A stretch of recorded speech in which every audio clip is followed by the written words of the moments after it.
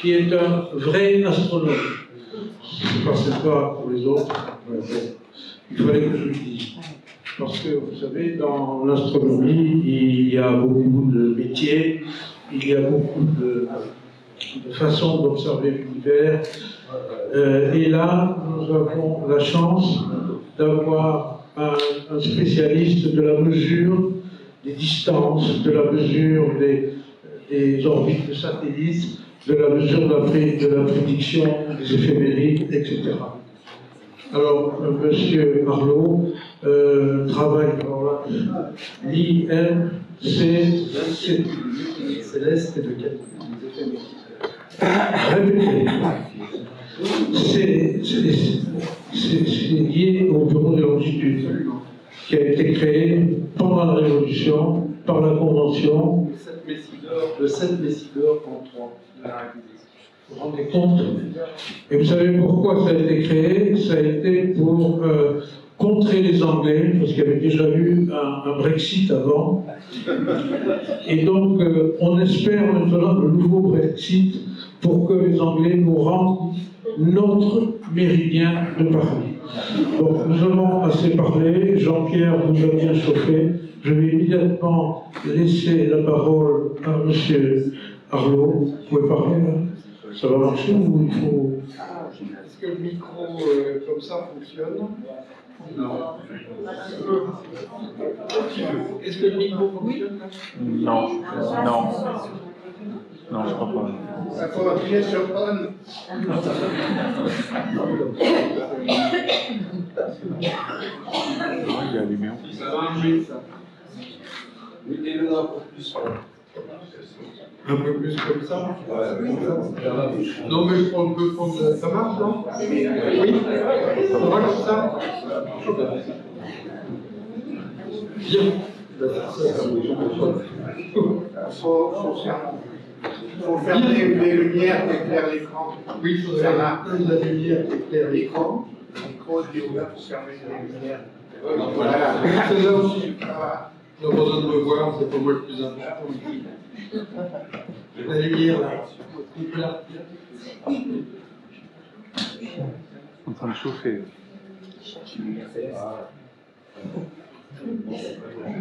Vous pouvez pas retirer de... Bien, bonsoir à tous. Effectivement, comme on vous l'a dit, je suis un astronome. Bon, je ne sais pas si je suis un astronome plus vrai que les autres, mais je suis un astronome qui observe. Et contrairement à ce que vous pouvez penser, la majorité des astronomes professionnels n'observent pas.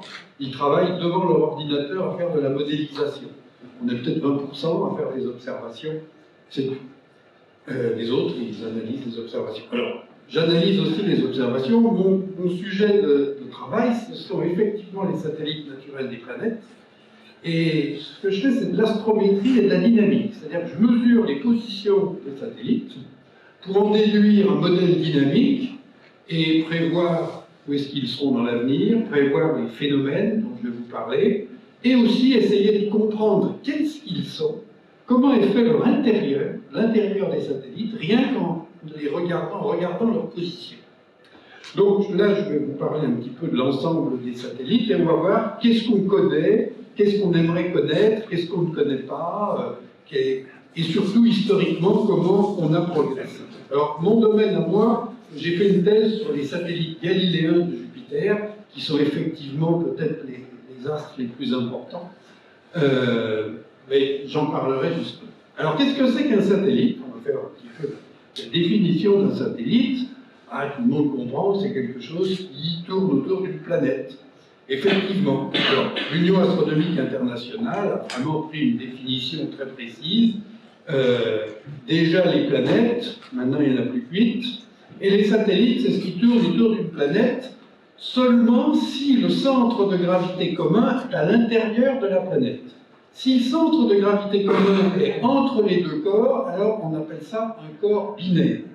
Et si on prend la Terre et la Lune, eh bien le centre de gravité commun, il est vraiment près de la surface de la Terre, et nous sommes proches d'être plutôt un corps binaire, Terre-Lune, plutôt qu'un corps avec son satellite qui tourne. La Lune reste même un satellite de la Terre. Donc ça, c'est un petit peu la définition, et il y a les autres définitions. Vous voyez, les planètes, elles sont plus cuites, donc on a inventé les planètes naines, et puis tout le reste, c'est des petits corps, que ce soit astéroïdes, comètes, tout ça, c'est des petits corps.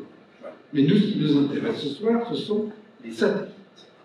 Alors, satellite, ça vient du latin satelles satellitis, qui veut dire garde ou escorte. Donc, effectivement, les satellites escortent les planètes dans leur ronde autour du Soleil. Bon, il n'y a pas beaucoup d'autres critères, parce que la taille, il n'y a pas de critère de taille. Parce que quand vous prenez Ganymède, par exemple, il est plus gros que Mercure. Il a quasiment la taille de Mars. Donc, vous comprenez qu'on ne peut pas dire que c'est quelque chose qui est petit. En général, c'est petit par rapport à la planète, mais ce n'est pas petit dans l'absolu.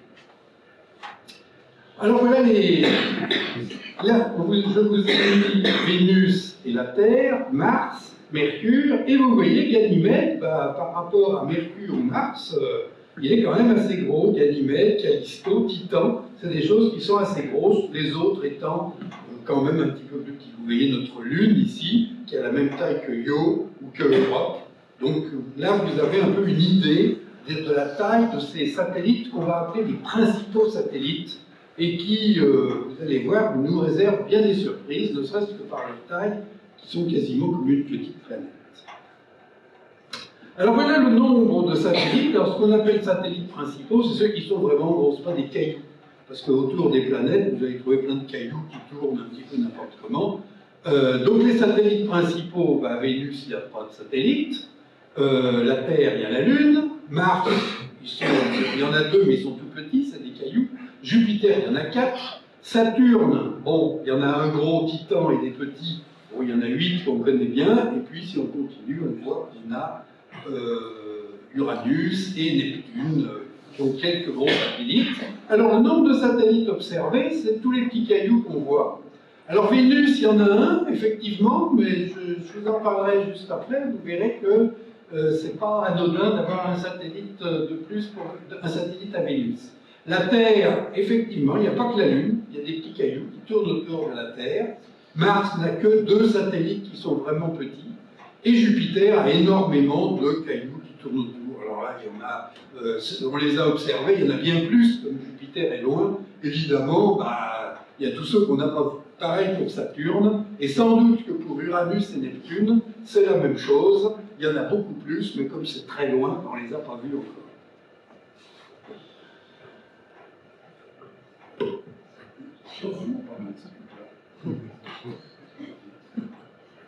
Mais si je le mets comme ça, vous n'entendez plus rien. Vous pouvez bouger le micro. On peut positionner le micro. Voilà. Comme ça, c'est peut-être mieux. Bravo. Bien. Alors, une lune pour Vénus, effectivement, en 1672, Cassini observe une lune pour Vénus qu'il va réobserver plus tard et qu'on va appeler Nette. Voilà. Et cette lune, eh bien, on va la revoir, on va l'observer, on va faire des éphémérides, et ce sera seulement en 1766, soit un siècle plus tard, qu'on se rendra compte qu'il n'y a pas de satellite autour de Vénus, que c'était une illusion d'optique, des réflexions, et que les astronomes, comme un astronome avait dit, moi j'ai vu un satellite de Vénus, les autres n'ont pas voulu être en reste, et eux aussi ils ont vu un satellite de Vénus.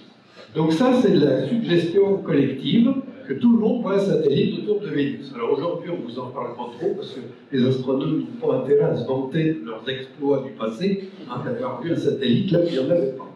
Mais il faut quand même dire que, même en 1887, il y en a certains qui y pensaient encore. Mais en fait, il n'y a pas de satellite autour de Vénus, malgré que dans le passé, effectivement, on ait vu des reflets. C'est des reflets dans les instruments.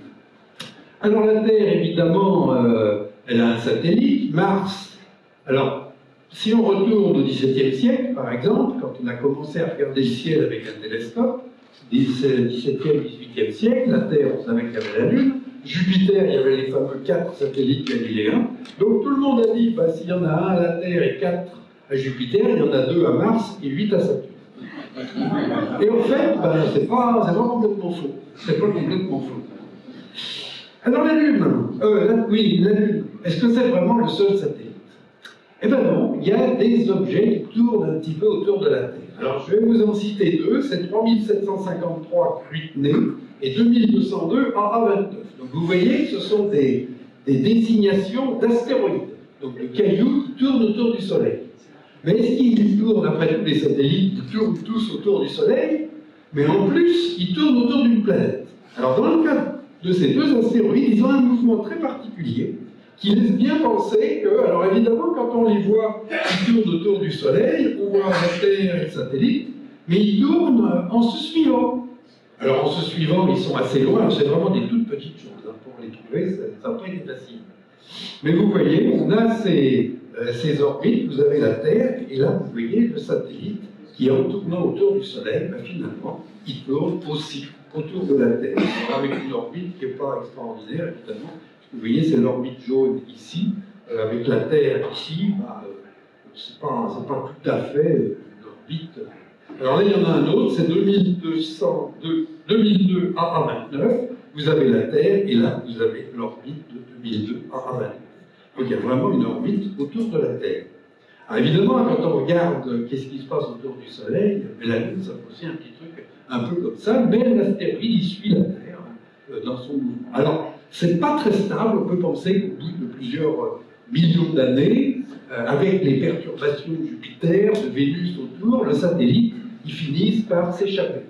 C'est-à-dire que les forces qui le retiennent à la Terre sont très faibles, donc il suffit qu'il se retrouve dans une configuration telle qu'il y ait une perturbation extérieure et il va partir, il va vivre sa vie en s'éloignant peu à peu de la Terre. Alors il est probable que dans le passé, il y en avait d'autres et que régulièrement, il y a quelques astéroïdes qui satellisent un petit peu autour de la Terre et qui après sortent. Venons-en à Mars. Donc là, vous avez une image qui a été faite au pic du Midi avec différentes positions des deux satellites de Mars. Vous voyez à l'échelle, vous avez le globe de Mars, vous avez les deux satellites là, qui tournent autour de Mars, qui sont vraiment des petits cailloux à des distances assez proches. Donc ils vont très vite, ils tournent très vite.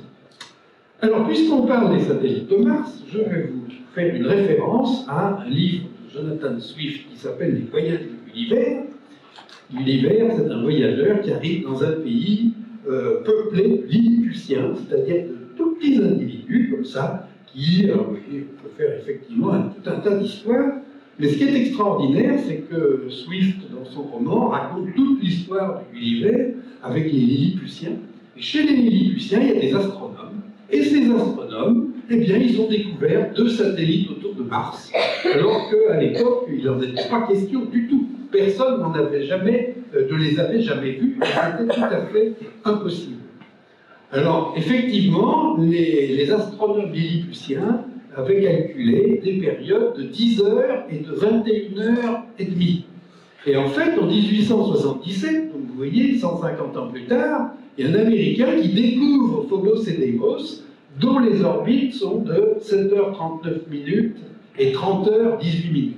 C'est pas tout à fait ça, mais ça ressemble beaucoup. La Lune mettait un mois quand même. Vous voyez, c'est pas par similitude avec la Lune qu'ils ont inventé ça.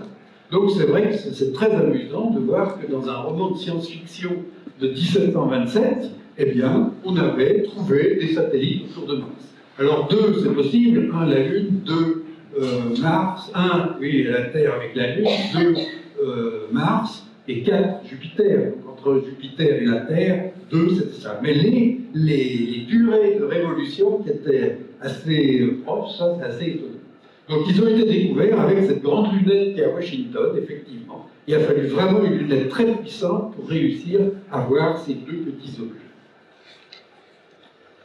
Alors voilà quelques images de Phobos. Là vous avez Phobos. Donc c'est un gros caillou avec un trou. Il a pu recevoir un choc d'un autre astéroïde. Il a plus ou moins absorbé, ça fait de la poussière, ça fait partir. Voilà, ils sont striés parce qu'ils reçoivent des petits cailloux qui les frottent comme ça, et ça fait des stries. Quand ça les tape vraiment comme ça fait des petits cratères. Mais ça n'a pas une forme ronde, c'est pas assez gros pour avoir réussi à s'agglomérer. Alors Deimos, lui, il est peut-être un petit peu plus régulier, enfin, c'est aussi un gros caillou avec des cratères, des zones blanches, il y a probablement de l'eau à l'intérieur, étant donné qu'il y a de l'eau partout dans le système solaire. Ce qu'il y a, c'est qu'il ne peut pas y en avoir en surface, parce que Mars est quand même trop proche du Soleil, et cette eau, elle finit par s'évaporer, évidemment. À la surface, il n'y a pas une atmosphère, une gravité suffisante pour retenir l'eau. L'eau s'en va dès qu'elle se change en vapeur. Si vous allez plus loin dans le système solaire, on a beaucoup plus de chances de retrouver de l'eau sous forme de glace, parce que là, il fait froid, et donc la glace va se conserver. Mais en fait, il y a beaucoup d'eau, ce qui est un petit peu logique, puisque l'eau, c'est de l'hydrogène et de l'oxygène. De l'hydrogène, il y en a des quantités phénoménales dans l'univers, 95-99%. Quant à l'oxygène, ça fait partie des atomes qui sont fabriqués dans les étoiles, donc c'est aussi quelque chose qui est assez abondant. Voilà, donc de l'eau, du gaz carbonique, c'est vraiment ce qu'on va retrouver un petit peu partout. Venons-en à Jupiter. Alors Jupiter, là, ça devient compliqué. Jupiter, aussi curieux que ça puisse paraître, il a un tout petit anneau très fin, qui ne ressemble pas du tout à celui de Saturne. D'ailleurs, c'est un reste de la formation de Jupiter. Jupiter, c'est comme les planètes, c'était des masses de gaz qui se sont condensées, des petites particules qui se sont agglomérées, et effectivement, il y en a qui sont devenues plus grosses que d'autres. Toutes les planètes, c'est justement ce qui a été le plus gros. Donc Jupiter est très gros, et ce qui reste autour, c'est de la poussière qui n'a pas été absorbée par la planète. Alors vous avez cet anneau qui est très fin, on a beaucoup de mal à l'observer, et vous avez deux petits satellites qui se promènent soit au bord de l'anneau, soit quasiment à l'intérieur de l'anneau. Et vous en avez deux autres, alors ceux-là ils sont encore plus petits parce qu'ils ne sont pas observables depuis la Terre, ce sont les sondes spatiales, simplement montrer qu'il y avait aussi ces petits satellites. Et s'il y en a d'autres qu'on n'aurait pas vus, c'est pas étonnant, ce ne serait pas étonnant, enfin pour l'instant on ne connaît que ces quatre-là. Alors les fameux satellites galiléens, eux, ils sont plus loin. Plus loin que tout ça qui est vraiment très proche de Jupiter. On ne connaît pas grand-chose sur ces satellites, ce sont des cailloux. Ça ressemble un petit peu à tous les astéroïdes, à ce qu'il y ait ce sont des cailloux. C'est tout ce qu'on peut dire. Alors venons-en au fameux satellite galiléen. Vous voyez, on retrouve Jupiter avec ses satellites intérieurs, tout petits, et on a Europa, Ganymède et Callisto qui, eux, sont beaucoup plus gros. Alors Jupiter est énorme, évidemment, c'est 10 fois la Terre en diamètre, donc c'est normal que ces satellites soient quand même relativement sérieux. Donc c'est des formations qui ont été faites à peu près en même temps que Jupiter, la planète se forme, et il y a autour une sorte d'anneau de poussière qui va se condenser en gros satellites. On peut penser qu'à terme, cet anneau il va se former, il va s'agglomérer avec les autres. Ce qu'il y a, c'est que Jupiter a un champ de gravité très fort. Jupiter, c'est pas un point, c'est un globe, et le champ de gravité a tendance à détruire les satellites qui sont trop proches. C'est ce qu'on appelle les effets de marée. Les forces sont différentes selon l'endroit du satellite, et ça gêne les satellites pour se former. S'ils se forment, il faudrait qu'ils s'en aillent vite s'ils ne veulent pas être détruits. Donc voilà, vous avez ces 4 satellites qui sont effectivement très importants. Et au-delà, vous avez ce qu'on appelle les satellites lointains. Alors vous voyez là, vous avez Jupiter avec les satellites galiléens autour, et les satellites lointains, ils vont aussi loin que ça. Voilà.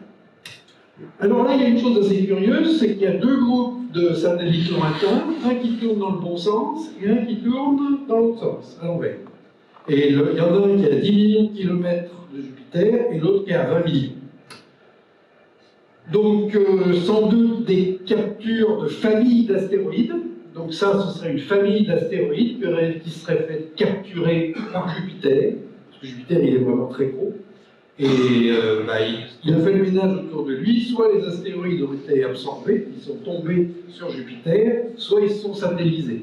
Mais pour rester astéroïde à tourner indépendant autour du Soleil, il faut être assez loin de Jupiter. Donc quand vous êtes entre Mars et Jupiter, c'est près de Mars qu'il y a beaucoup d'astéroïdes, mais près de Jupiter, il n'y en a pas beaucoup.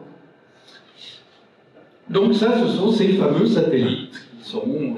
alors on en découvre de plus en plus, évidemment, parce qu'ils sont tout petits, et plus nos télescopes deviendront puissants, plus on va découvrir d'objets. C'est comme les astéroïdes, on en connaissait moins de 10 000 il y a 30 ans, aujourd'hui il y en a presque 1 million.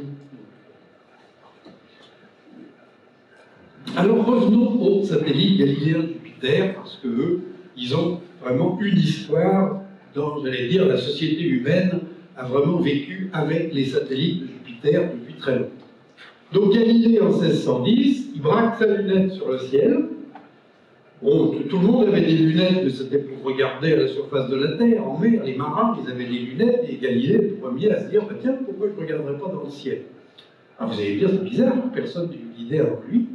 Ben, c'est que tout simplement, dans le ciel, on pensait que le ciel était parfait, il y avait que des points, et c'est tout.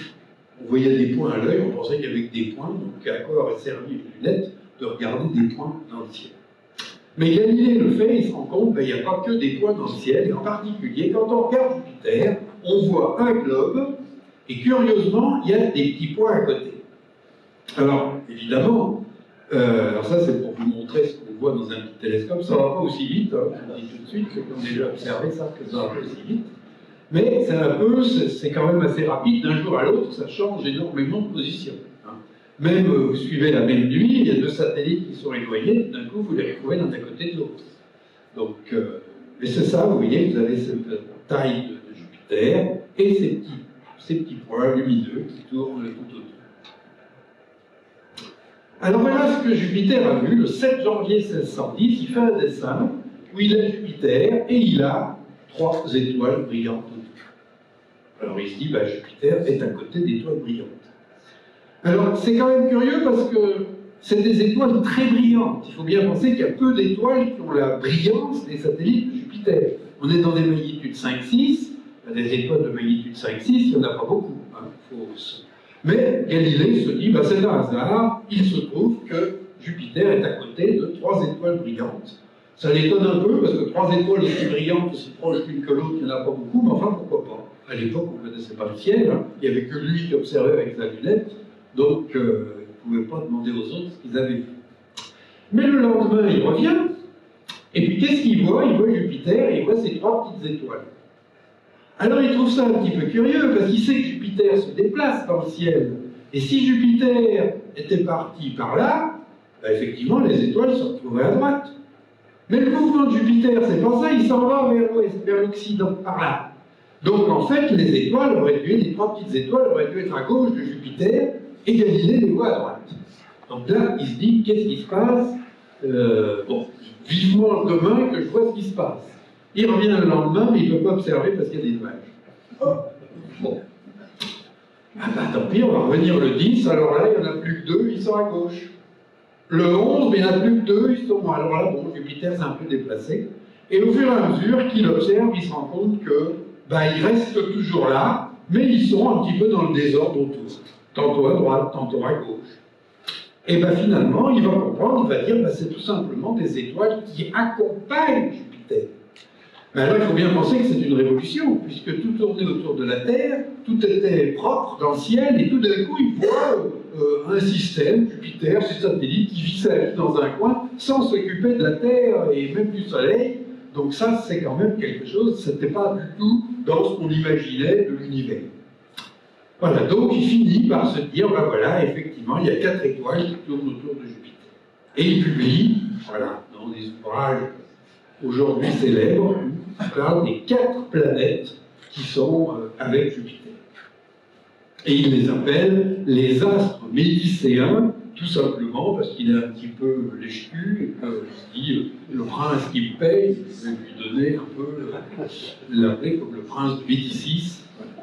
Et il va donner des noms assez farfelus à ces satellites. Il va les appeler Princifarus, Vitrifarus, Cosmifarus et Ferdinandifarus. C'est des noms de princes, effectivement. Alors pendant ce temps-là, il y a quelqu'un qui a entendu que Galilée a observé ça, donc il se dépêche d'observer lui aussi. Alors il va les appeler les astres brandebourgeois parce que c'est d'autres princes qu'il a l'intention d'extraire un petit peu d'argent, et il va les appeler Io, Europe, Ganymède et Callisto. Voilà. Et il va dire, mais moi j'ai observé avant Galilée, je n'ai pas observé le 7 janvier 1610, j'ai observé le 29 décembre 1609. Et il montre son cahier avec la date en disant, vous voyez que... Et en fait, c'était un malin. C'était l'époque où on a changé de calendrier, où il y avait le calendrier julien et le calendrier grégorien, avec l'un qui était en avance de 10 jours sur l'autre. Donc il a bien pris le bon calendrier pour faire croire qu'il avait observé avant Galilée, ce qui n'est pas vrai, il a observé après Galilée. Alors, vous avez vu qu'on a Jupiter, on a 4 petits points. Mais quand on les observe, il n'y a pas écrit Io, Europe, Ganymède ou Callisto dessus, il n'y a pas marqué 1, 2, 3, 4. Donc comment les distinguer? Donc ça a été un grand problème, comment les identifier? Alors si on pouvait tout le temps les regarder, on les suit, et puis on dessine leur orbite, et puis on finit par les voir. Donc lui, dès qu'il fait jour, c'est fini, on ne peut plus les voir. Comment faire? Alors Galilée, en avril 1611, il dit, ben voilà, celui-là c'est celui-là, il tourne en temps en temps, je les ai identifiés en les suivant. Kepler, pourtant, a démontré que ce n'était pas possible, que la durée de nuit n'était pas suffisante pour qu'à l'époque, on puisse faire cette mesure. Alors, comment a fait Galilée? Donc il a triché, mais comment? Il a même triché pour arriver à un bon résultat. Donc, mais il n'a pas vraiment dit ce qu'il a fait. Alors il a fait plein de dessins, où il montre, voilà, comment ça bouge, et voilà comment j'en déduis que celui-là il tourne en 1 jour et demi, l'autre en 3 jours, etc., etc. En fait, on le soupçonne d'avoir bien vu que certains satellites étaient un petit peu plus brillants que les autres. Donc quand il avait un doute entre 2 satellites, puisqu'il ne pouvait pas discriminer d'un jour à l'autre, il avait repéré que certains étaient plus brillants, et c'est comme ça qu'il les a suivis. Mais curieusement, il ne l'a pas dit. Maintenant, tout le monde pense qu'il a fait ça, parce que c'était le seul moyen. On ne pouvait pas faire autrement. Mais pourquoi ne l'a-t-il pas dit? Pourquoi il a dit non, non, non, moi j'ai réussi à le faire, personne n'a réussi, mais moi j'ai réussi. Donc, c'était sans doute une sorte de vouloir se vanter d'avoir fait ce que les autres ne pouvaient pas faire. Alors, Galilée va aussi observer autre chose, c'est que de temps en temps, on a un de ces satellites qui disparaît. Mais je dis bien qu'il disparaît. Il voit les 3 satellites, c'est en pleine nuit, et tout d'un coup, il y en a un qui s'éteint. Mais il s'éteint rapidement, hein, en 2 minutes, paf, c'est fini, il n'y a plus rien. Ah, il commence à se poser la question, là aussi, qu'est-ce qui se passe? Et il comprend que Jupiter fait une ombre derrière lui, il y a le Soleil, Jupiter, il y a donc une ombre, et bien, les satellites passent dans cette ombre de temps en temps. Alors ça, c'est assez facile à vérifier, parce que Io, le premier satellite, il tourne en 1 jour et demi, donc une fois qu'on a repéré qu'il y a une éclipse, ben, on sait combien de temps attendre avant de retrouver la prochaine éclipse. Et ça, il trouve assez facilement pour les 3 premiers satellites, parce que Callisto, il est un petit peu loin, il arrive que de temps en temps, il passe au-dessus de l'ombre ou au-dessous. Mais les 3 premiers satellites sont toujours éclipsés, et il n'a pas de problème. La première éclipse en 1612, et finalement, il arrive à prédire quand est-ce qu'il va y avoir une éclipse. Donc et alors là, il va se dire, ces éclipses, c'est quand même un truc extrêmement intéressant. Vous faites des éclipses, donc là, vous voyez, vous avez Jupiter, vous avez 1, 2, 3, 4 satellites, et si j'anime, vous voyez que celui-là disparaît. Il disparaît, il ne va pas jusqu'à Jupiter, tout simplement parce qu'il passe dans l'ombre de Jupiter. Et alors c'est très rapide, hein, c'est moins rapide que ça, là c'est accéléré, mais en 1 à 2 minutes, on ne voit plus rien. Et c'est des trucs très brillants.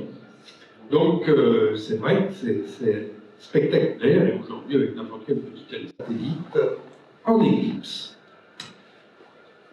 Alors les satellites ils vont aussi nous servir à autre chose.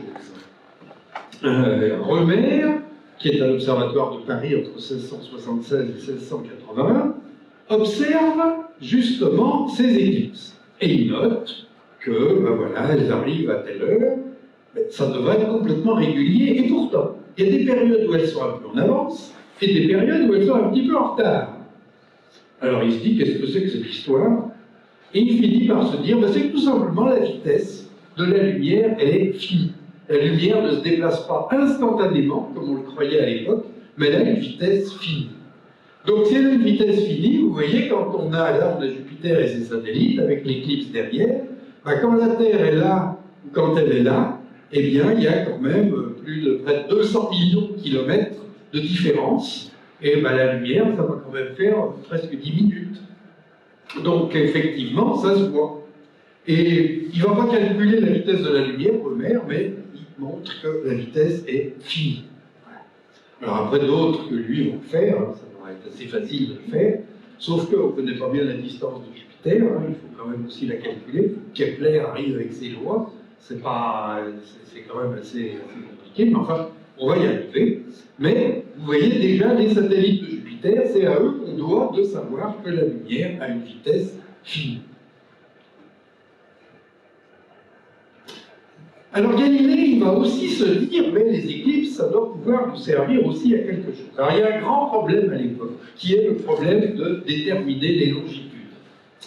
Quand vous êtes quelque part, ça peut être en mer ou n'importe où à l'autre bout du monde, à l'époque, on n'avait pas de carte. On explorait le monde, on ne le connaissait pas. Et il fallait faire une carte. Et pour faire une carte, quand on était au milieu de l'Amérique du Sud, il fallait mesurer sa longitude. Et comment faire pour mesurer sa longitude? La mesure d'une longitude, elle est assez simple. Quand vous êtes dans un lieu quelconque, vous regardez l'heure avec le soleil, et vous avez l'heure locale, l'heure solaire locale. Si vous téléphonez à Greenwich ou à Paris, puis vous demandez quelle est l'heure locale là-bas, on vous donne une autre heure, vous faites la différence entre les deux, c'est la longitude. C'est pour ça que les longitudes, les astronomes les comptent en heures, minutes, secondes, parce que c'est tout simplement la différence entre le temps local d'un lieu et le temps local du méridien d'origine. Greenwich ou Paris, selon qu'on veut partir de Paris ou Greenwich. Mais à l'époque, pas de téléphone. Donc comment vous faites quand vous êtes au milieu de l'Amérique du Sud pour savoir quelle heure il est à Paris, alors que vous avez une heure un peu différente? Mais Galilée est le premier à se dire, les satellites de Jupiter, ils vont pouvoir nous servir à ça. Alors il n'avait pas les moyens techniques de le faire, mais il a essayé de vendre ça à la cour d'Espagne. Alors, le roi d'Espagne, vous qui naviguez beaucoup et qui voyagez en Amérique du Sud, je peux vous donner un moyen de connaître votre longitude et faire de la cartographie.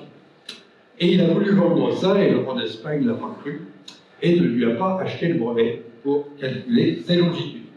De toute façon, il n'aurait pas été capable de le faire. Il n'y avait pas la technique. Mais, en fait, ça s'est fait un siècle plus tard sans problème. Moins d'un siècle, 50 ans plus tard, on utilisait des satellites de Jupiter pour calculer les longitudes. Alors, comment on fait? C'est pas difficile. Si vous êtes à Paris et vous observez un satellite de Jupiter qui va rentrer en éclipse, vous êtes au même moment en Amérique du Sud, et puis il se trouve qu'on voit les deux voient Jupiter, pas au même endroit dans le ciel, mais tous les deux le voient, et vous regardez la même éclipse. Et bien quand les deux observent l'éclipse, ils savent qu'ils sont tous les deux à la même heure. Même heure de n'importe quelle heure absolue, puisqu'ils voient le même phénomène en même temps. Eh bien, on va se servir de ça pour faire les longitudes, puisqu'il suffit de...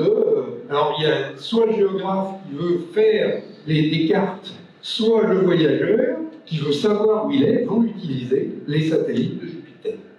Alors, vous avez, ça c'est la connaissance des temps de 1700, je ne sais pas combien, c'était ici là-dessus, peut-être que vous le voyez écrit là. 700 et quelques. Qu'est-ce que vous voyez? Le géographe, pour trouver les longitudes, on observera en différents lieux de la Terre la même immersion ou émersion, c'est éclipse qu'on appelait comme ça à l'époque, et l'on comparera le temps vrai auquel ces observations ont été faites en divers lieux. La différence en heures, minutes et secondes sera celle des méridiens, qui sera orientée à l'égard d'un lieu proposé lorsque l'observation sera arrivée plutôt en ce lieu, etc., etc. Ça veut bien dire que on observe la même immersion de deux endroits différents et on a la longitude. Donc voilà, le géographe, il partait avec ça, sachant qu'il allait observer et il gardait à ses copains et lui disait « Vous allez continuer à observer les mêmes phénomènes et quand je rentrerai, vous me direz quelle heure il était à Paris, moi je vous dirai quelle heure il était à Buenos Aires et on aura la longitude de Buenos Aires. » Quant au voyageur, lui, pour trouver la longitude d'un lieu quelconque de la Terre, il suffit d'observer la même chose, on compare le temps vrai de l'observation avec l'heure et la minute de la même immersion, calculé pour Paris. Il emmène un petit livre dans lequel il a l'heure de Paris au moment d'une éclipse. Et donc, il est à Buenos Aires, ou ailleurs, il a son petit livre, il dit « Ah, aujourd'hui, il doit y avoir cette nuit un phénomène.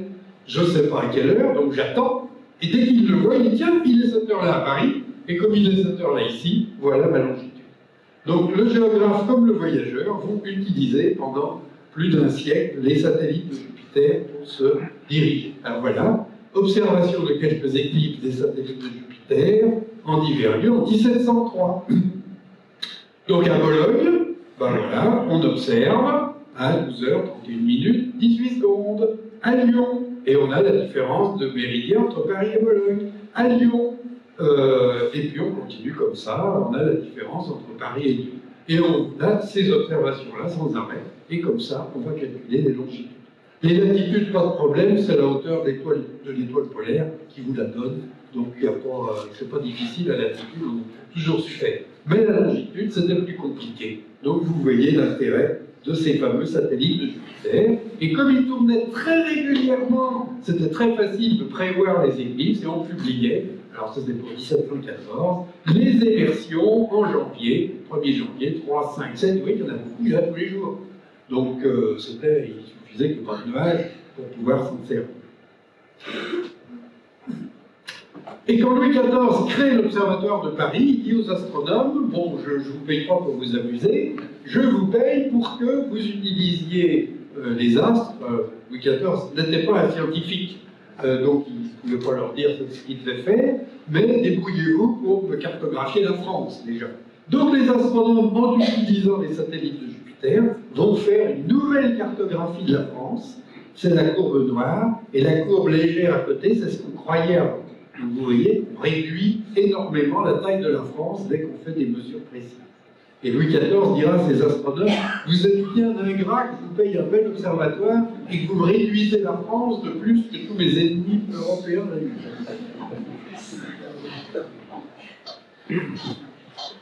Alors pendant ce temps, on observait quand même Cassini à l'Observatoire de Paris, il continuait à observer ailleurs, hein, il faisait la carte pour Louis XIV, mais il s'amusait quand même un petit peu, il faut le dire, il observait Saturne et il découvrait des satellites autour de Saturne. Voilà. Et les satellites de Saturne ont été découverts petit à petit.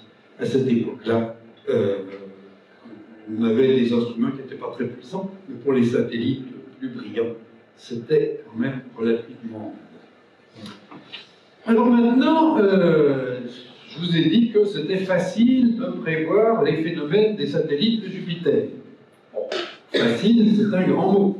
La première chose, vous pouvez dire, oui, comme ça tourne bien rond autour de Jupiter, j'observe une éclipse, j'attends, voilà, le satellite met 1 jour et demi, et je peux calculer mes éclipses qui vont tomber tous les 1 jour et demi. Alors il y a le début, il y a la fin, il y a la taille de Jupiter, donc on peut faire un petit calcul, mais tout ça, ça suppose que les satellites tournent, j'allais dire, d'un mouvement uniforme, circulaire autour de Jupiter. Il ne faudrait pas qu'ils accélèrent un petit peu, qu'ils ralentissent, et il ne faut pas oublier que les planètes dans leur orbite autour du Soleil, l'orbite n'est pas circulaire, elle est légèrement aplatie, c'est une ellipse, et les planètes vont plus vite quand elles sont proches du Soleil que quand elles en sont loin. Donc les satellites, s'ils s'éloignent et s'ils se rapprochent de Jupiter, ils vont accélérer et freiner. Donc mes éclipses, elles risquent de plus être vraiment d'être en retard ou en avance. Alors première cause de retard ou d'avance, c'était la vitesse de la lumière. Une fois qu'on l'a trouvée, ça va. Deuxième cause de retard, c'est que Jupiter, comme je vous l'ai dit, c'est une planète, a une ellipse aplatie autour du Soleil, donc Jupiter est plus ou moins loin du Soleil, ce qui veut dire plus ou moins loin de la Terre. Donc déjà, avec une période de 12 ans, la distance entre Jupiter et la Terre va varier. Donc vous allez avoir non seulement la distance de la Terre, puisque la Terre tourne autour du Soleil, sa distance à Jupiter varie, mais même la distance à Jupiter varie de par Jupiter lui-même à cause de son orbite. Donc vous voyez, c'est assez compliqué, il faut en tenir compte. En plus de ça, Jupiter est aplati, il est très gros. Donc ça perturbe le mouvement des satellites. En plus de ça, ils sont gros, donc ils vont se perturber mutuellement. Alors s'ils se perturbent mutuellement, quand ils vont être deux proches, ils vont accélérer. Et puis quand ils vont s'éloigner à nouveau, ils vont freiner. Et donc, les éclipses vont être plus ou moins en avance ou en retard. Le Soleil et Saturne vont aussi les perturber. Et ce qu'on appelle, toutes les orbites sont en résonance, c'est-à-dire que quand il y en a un qui fait un tour, l'autre fait 2 tours ou 3 tours, et ça reste comme ça. Et c'est vrai que, il y a ce qu'on appelle cette fameuse résonance, si bien que les satellites prennent des configurations très particulières. Par exemple, vous ne pouvez pas tous les voir tous du même côté. C'est pas possible. Parce que, tout simplement, leurs longitudes sont toutes liées par une équation très simple, effectivement. Et donc, tout ça fait que le mouvement des satellites est très complexe. Et ça, dès qu'on a observé les éclipses, alors évidemment, quand on voulait savoir où on était, on n'était pas une minute près, hein, c'était pas dramatique. Mais quand on veut essayer de comprendre la dynamique, comment ça marche, tout ça, eh ben, dès que ça ne colle plus, il faut qu'on comprenne ce qui se passe. Et donc, c'est un petit peu tout ça qu'il a fallu au cours du temps. Évidemment, on a observé les éclipses pour essayer d'améliorer la théorie qui allait servir à prédire les éclipses suivantes. Alors, quelles observations? Effectivement, les observations d'éclipses, c'est ça qui a été utilisé vraiment tout le temps, pour essayer de construire des théories dynamiques. Alors, des théories du temps de Cassini, dans le XVIIe siècle, il n'était pas question de faire des théories dynamiques. Il faut bien penser qu'on ne connaissait pas encore la loi de la gravitation universelle. On constatait que les satellites tournaient autour de Jupiter. Après, on a compris qu'ils suivaient les lois de Kepler, mais c'était des lois empiriques. On ne savait pas trop pourquoi.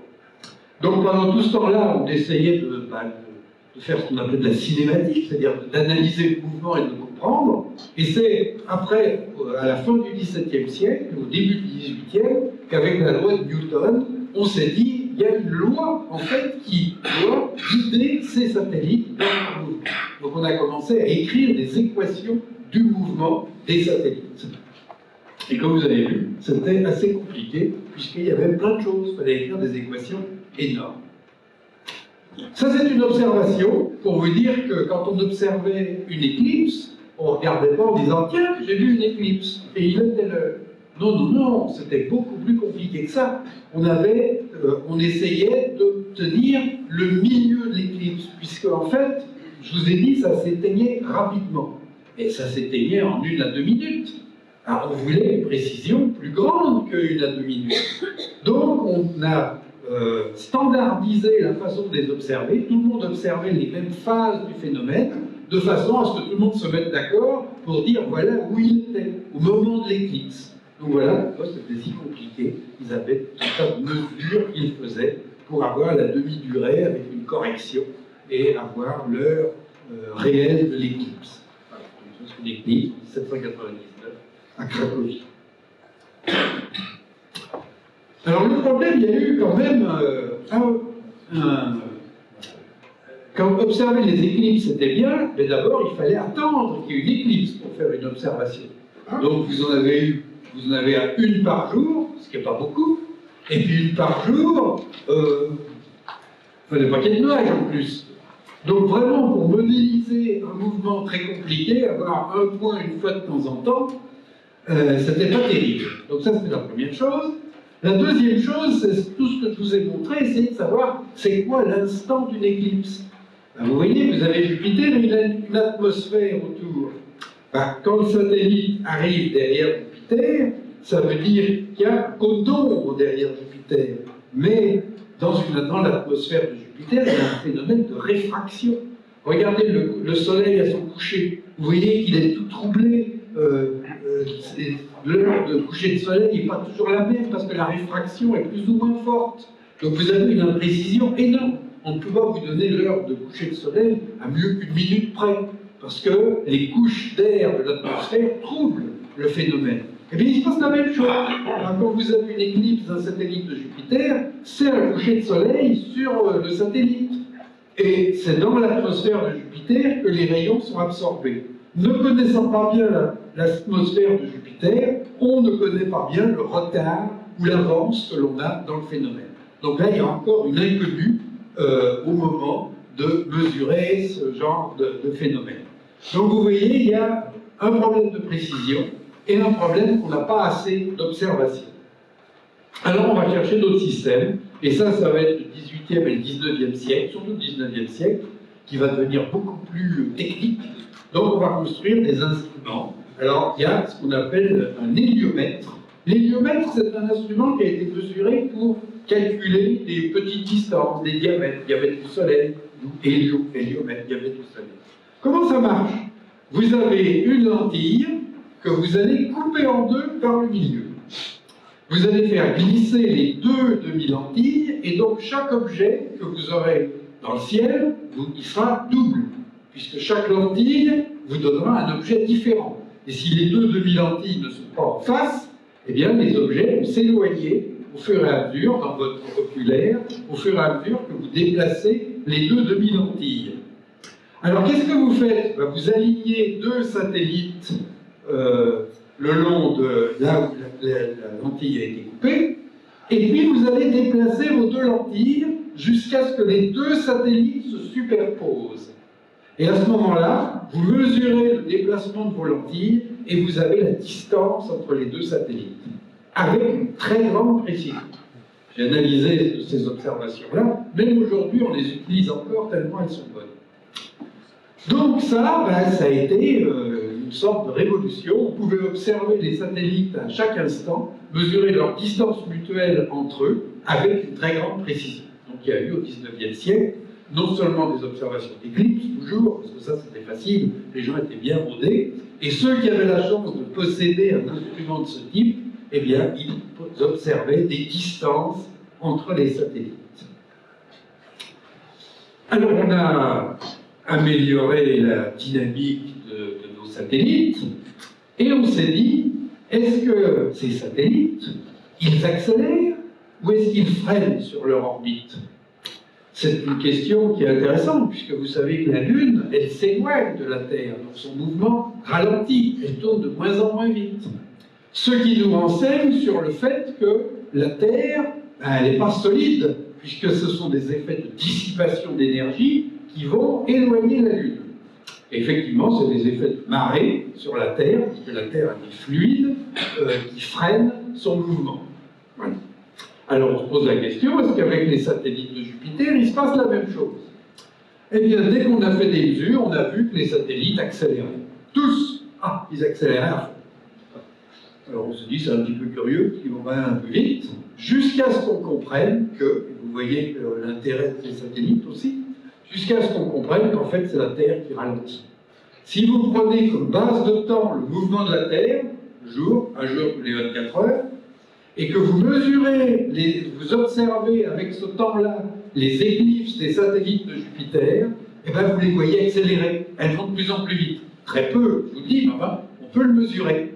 Et en fait, c'est tout simplement la Terre qui ralentit, et les satellites, ils accéléraient pas du tout. Par contre, les satellites de Mars, eux, ils accélèrent vraiment, et dans quelques centaines de millions d'années, ils vont s'écraser à la surface de Mars. Mais dans le cas des satellites de Jupiter, jusqu'à très récemment, on ne savait pas trop ce qui se passait, puisque cette accélération, c'était tout simplement la Terre qui ralentissait. Alors après les héliomètres, arrive la photographie. Fin du 19e siècle, on fait des plaques photographiques. Alors on se dit, voilà, ça c'est bien, parce qu'au moins, on a une plaque photographique, et on aura tout notre temps pour mesurer les distances sur les plaques photographiques. Alors que dans un héliomètre, on mesure pas, et après c'est fini, parce que les satellites, ils bougent, ils s'en vont.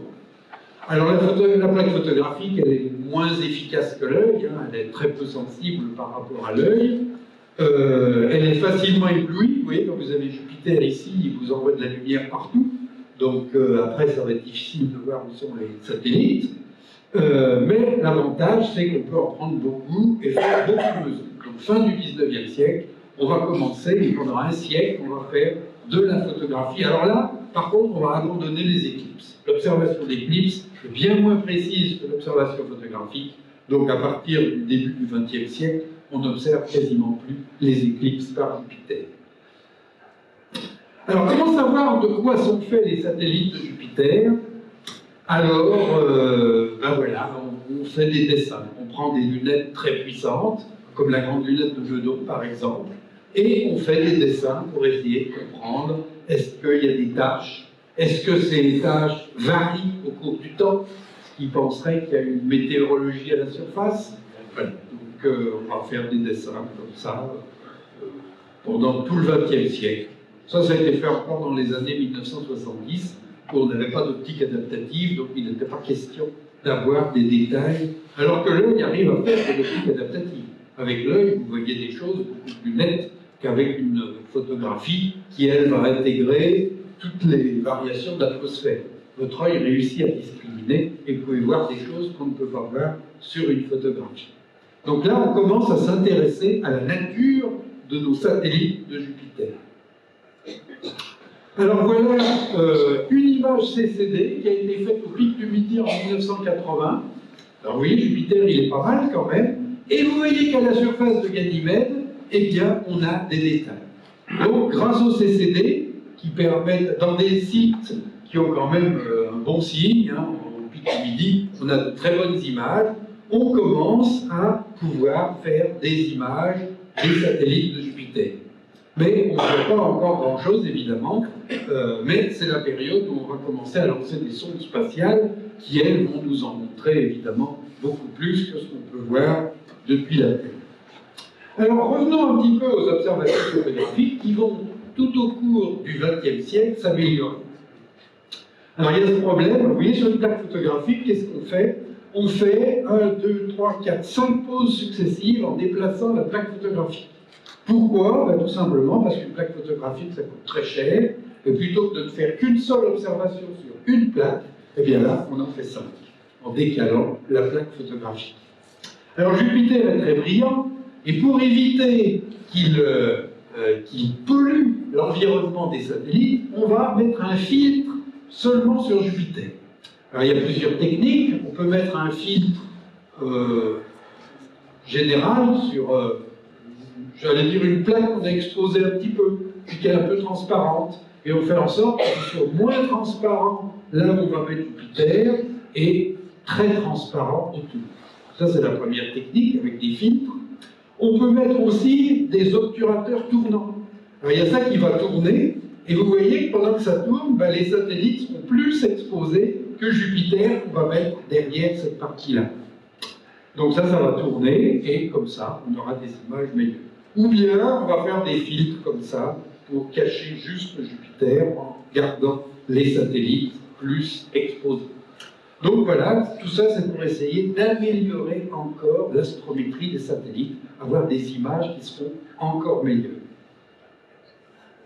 Alors si on passe à Saturne, ben, je vous montre une plaque photographique de Saturne. Vous voyez, autour de Saturne, on a mis un filtre. C'est un filtre métallique, semi-transparent, qui cache la lumière de Saturne, qui permet... Alors vous voyez, là vous avez une image qui est très très fin, et en général, ben, si vous regardez dans une lunette et que vous essayez de voir l'image, c'est-à-dire qu'à l'élongation, vous pouvez le voir, mais autrement, il est noyé dans la lumière de Saturne qui va vous éblouir complètement. Ça, c'est un problème des planètes qui sont tellement brillantes.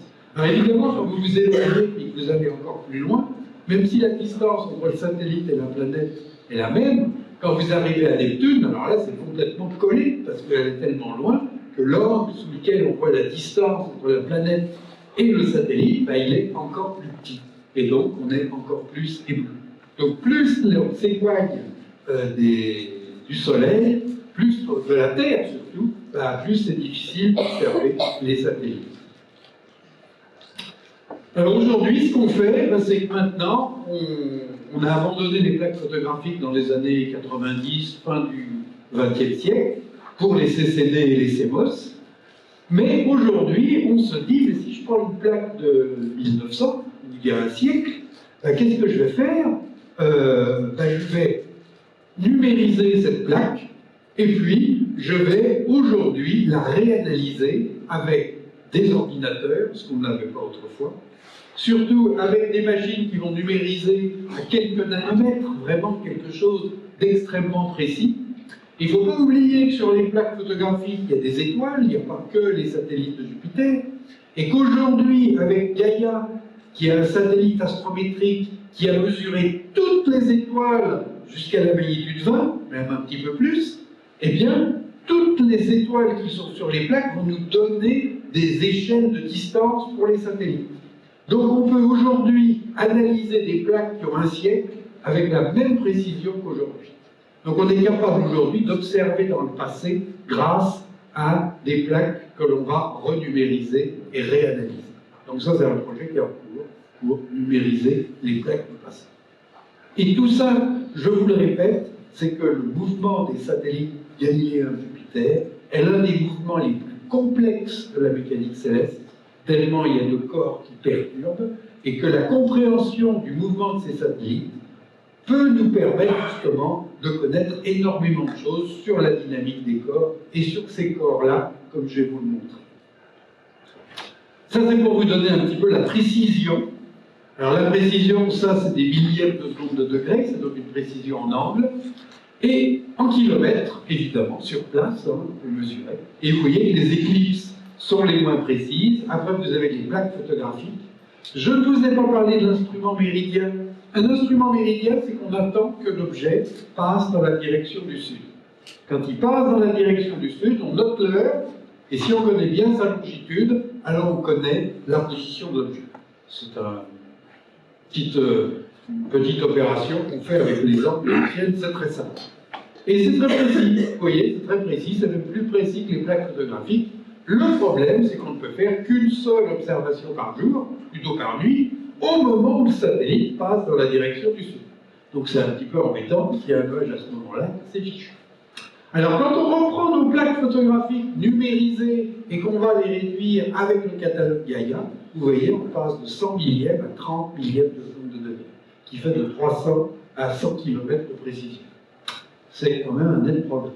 Alors les observations de CCD, effectivement, c'est assez bon, tout simplement parce que c'est traité par ordinateur, c'est des images numériques traitées par ordinateur, et il y a aussi des phénomènes sur lesquels je vais revenir, qu'on appelle les phénomènes mutuels, que vous voyez, alors là, ils vous donnent des précisions assez extraordinaires, et je vais vous expliquer pourquoi, et depuis quand il fait ces observations.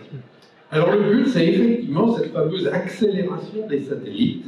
Ça permettrait de déduire la composition interne des satellites, selon qu'ils ont une accélération ou une décélération des satellites. Et ça, on va voir un petit peu ce qu'on connaît aujourd'hui. Alors ces fameux phénomènes mutuels, vous voyez, je vous rappelle ce dessin, vous avez le Soleil, vous avez ici Jupiter, vous avez une ombre derrière, et les satellites qui passent dans l'ombre, ça nous fait une éclipse. Mais il se trouve que les satellites tournent tous dans le même plan. C'est le plan équatorial de Jupiter.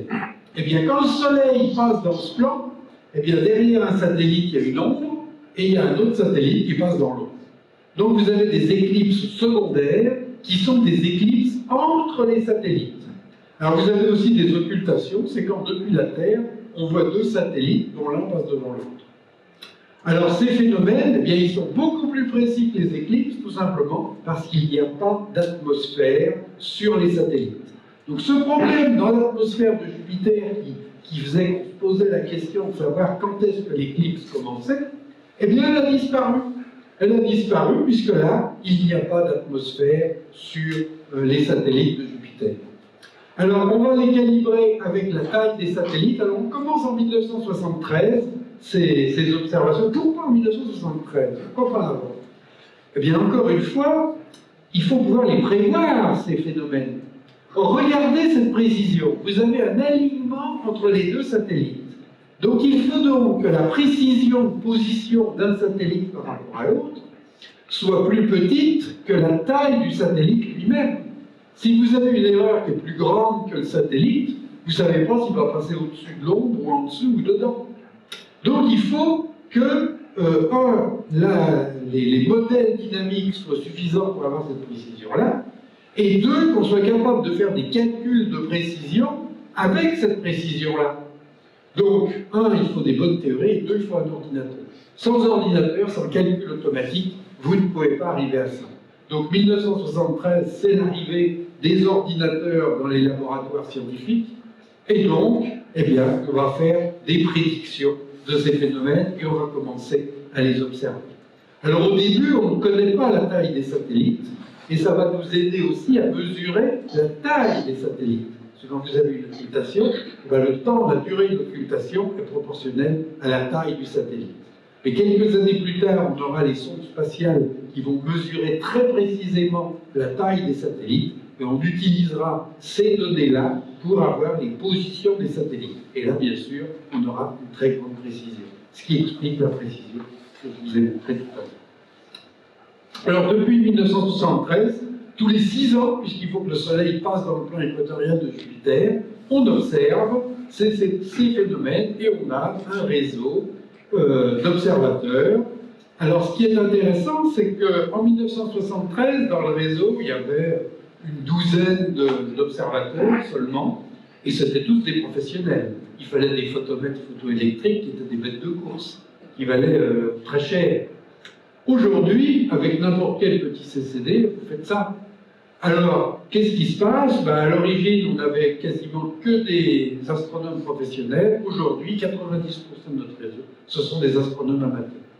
Alors l'important, c'est qu'ils suivent un protocole scientifique rigoureux au moment où ils font leurs observations. Mais c'est vrai qu'en général, c'est relativement bien fait. Vous voyez, on en a dans l'hémisphère nord, on en a dans l'hémisphère sud, parce que quand Jupiter est dans l'hémisphère sud, évidemment, on observe mieux depuis l'hémisphère sud.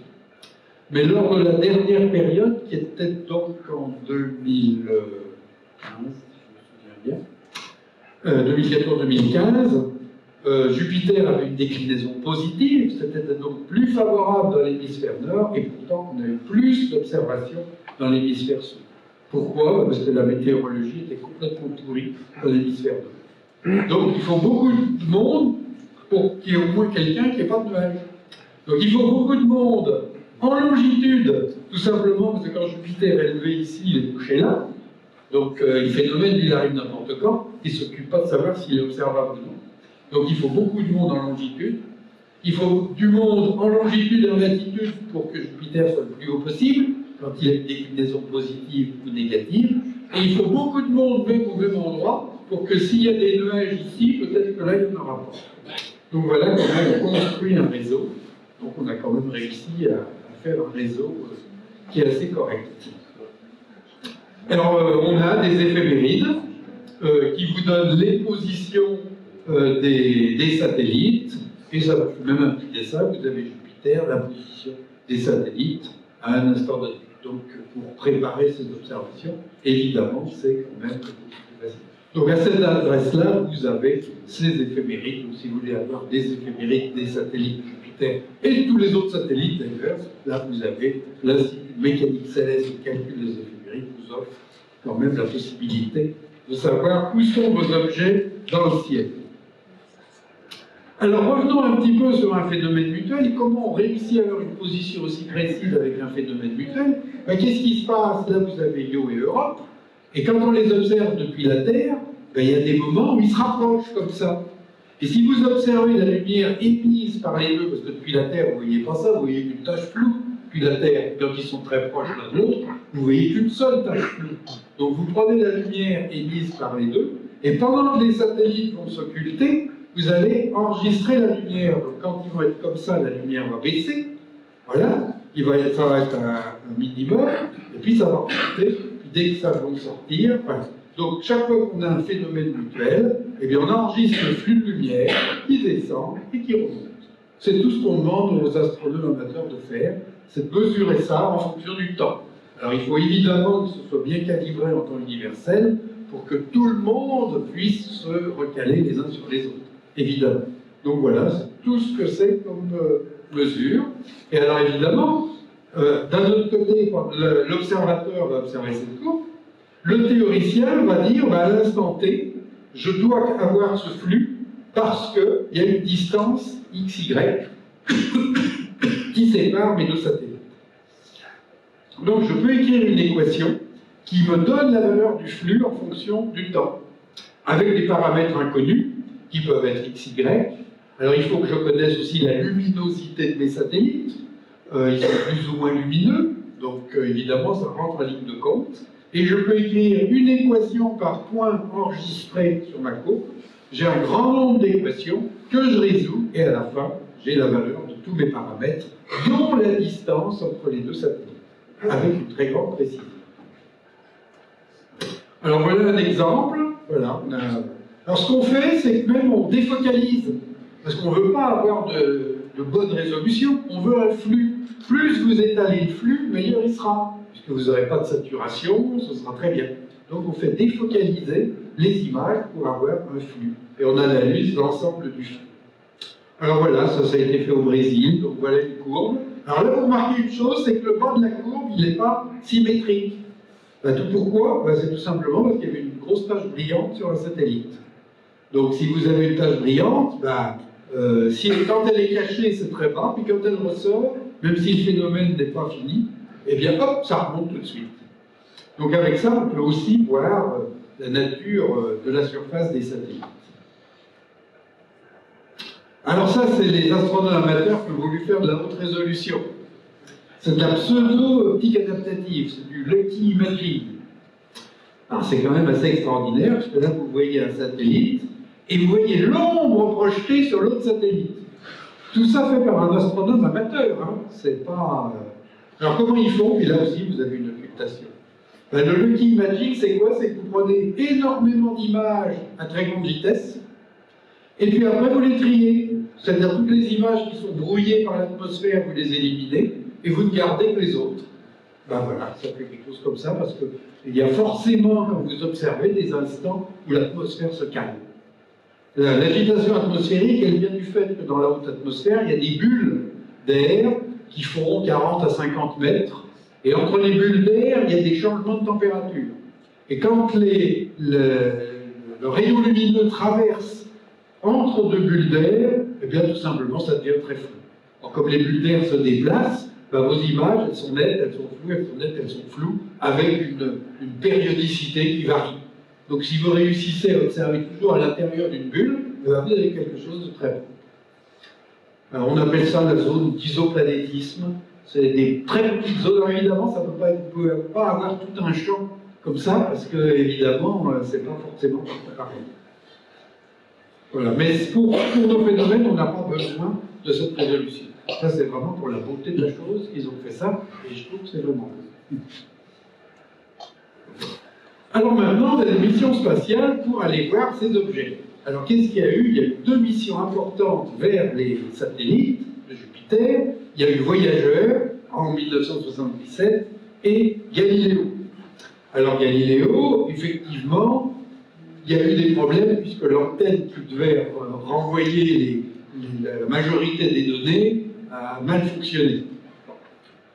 Mais Voyageur, ça a bien fonctionné. Alors la différence entre Voyageur et Galileo, c'est que Voyageur n'a fait que passer, alors que Galileo, il est quand même resté plus longtemps à tourner autour des satellites. Alors Galileo, il a eu très chaud parce qu'il a failli s'écraser sur Io, parce que les techniciens de la NASA ont refusé d'écouter les astronomes qui leur avaient dit « faites pas comme ça, vous risquez de vous planter ». Ils ont fait comme ça, et ils ont eu la chance de ne pas se planter. Mais une autre fois, ils ont eu moins de chance avec Mars Climate Orbiter, où on leur a dit « faites pas comme ça, vous allez vous planter ». Ils ont fait comme ça, et Mars Climate Orbiter s'est écrasé sur Mars. Voilà. Donc, les techniciens, ils ont quand même intérêt à écouter des astronomes de temps en temps. Bien, donc ça, c'est les sondes spatiales. Alors, les sondes spatiales, évidemment, nous ont donné des résultats assez extraordinaires, puisque ces petits points que vous ne voyez que comme des petits points avec peut-être quelques taches, et bien tout d'un coup, on a découvert Io comme un corps criblé de volcans en activité permanente. On a vu Europe avec une surface lisse comme une boule de billard, pas de cratère, et en fait une banquise. Ganymède avec de la roche, mais des volcans de glace qui ont l'air de sortir de Ganymède, et un petit peu la même chose avec Callisto. Alors évidemment, une fois qu'on a eu ça, on s'est bien demandé comment ils étaient faits, parce que là, on a été vraiment surpris. On ne s'attendait pas. Alors, pour Io, on s'attendait à quelque chose, parce que Io émettait plus d'énergie qu'il n'aurait dû. Parce que chaque corps, comme ça, il a une température très basse, et donc il y a un rayonnement thermique. Et ce rayonnement thermique, eh bien, il nous donne la température du corps. Alors, il est éclairé par le soleil, un peu chauffé par le soleil, il renvoie un peu d'énergie, et on mesure ça. Et Io, alors à l'époque, c'était très difficile de mesurer ce genre de choses, mais certains avaient soupçonné qu'il émettait un petit peu trop. Effectivement, aujourd'hui, on sait que c'est les volcans qui, étant très chauds, évidemment, font cet excès de rayonnement. Par contre, on se pose toujours la question de savoir d'où vient cette énergie, parce que pour qu'il y ait des volcans, il faut qu'il y ait une certaine énergie. Ça ne marche pas comme ça. Alors, voilà Io, et voilà un volcan. Alors, on a fait des mesures. Alors, quand on a fait les premiers phénomènes mutuels, vous voyez, on avait un phénomène mutuel, occultation de Io. Donc voilà, là, il y a You qui commence à être occulté, on reçoit moins d'énergie, et puis l'occultation se termine, et voilà. Donc ça, c'est une simple occultation. Alors on s'est dit, en fait, Yo, qu'est-ce qu'il fait Yo, oui, Yo, c'est lui qu'on a fait en premier. Qu'est-ce qu'il fait Yo? Il émet, il renvoie la lumière du soleil. Alors la lumière du soleil, c'est dans certaines longueurs d'onde par ici. D'un autre côté, il a une certaine température, mais comme il est très froid, il émet assez loin, par là.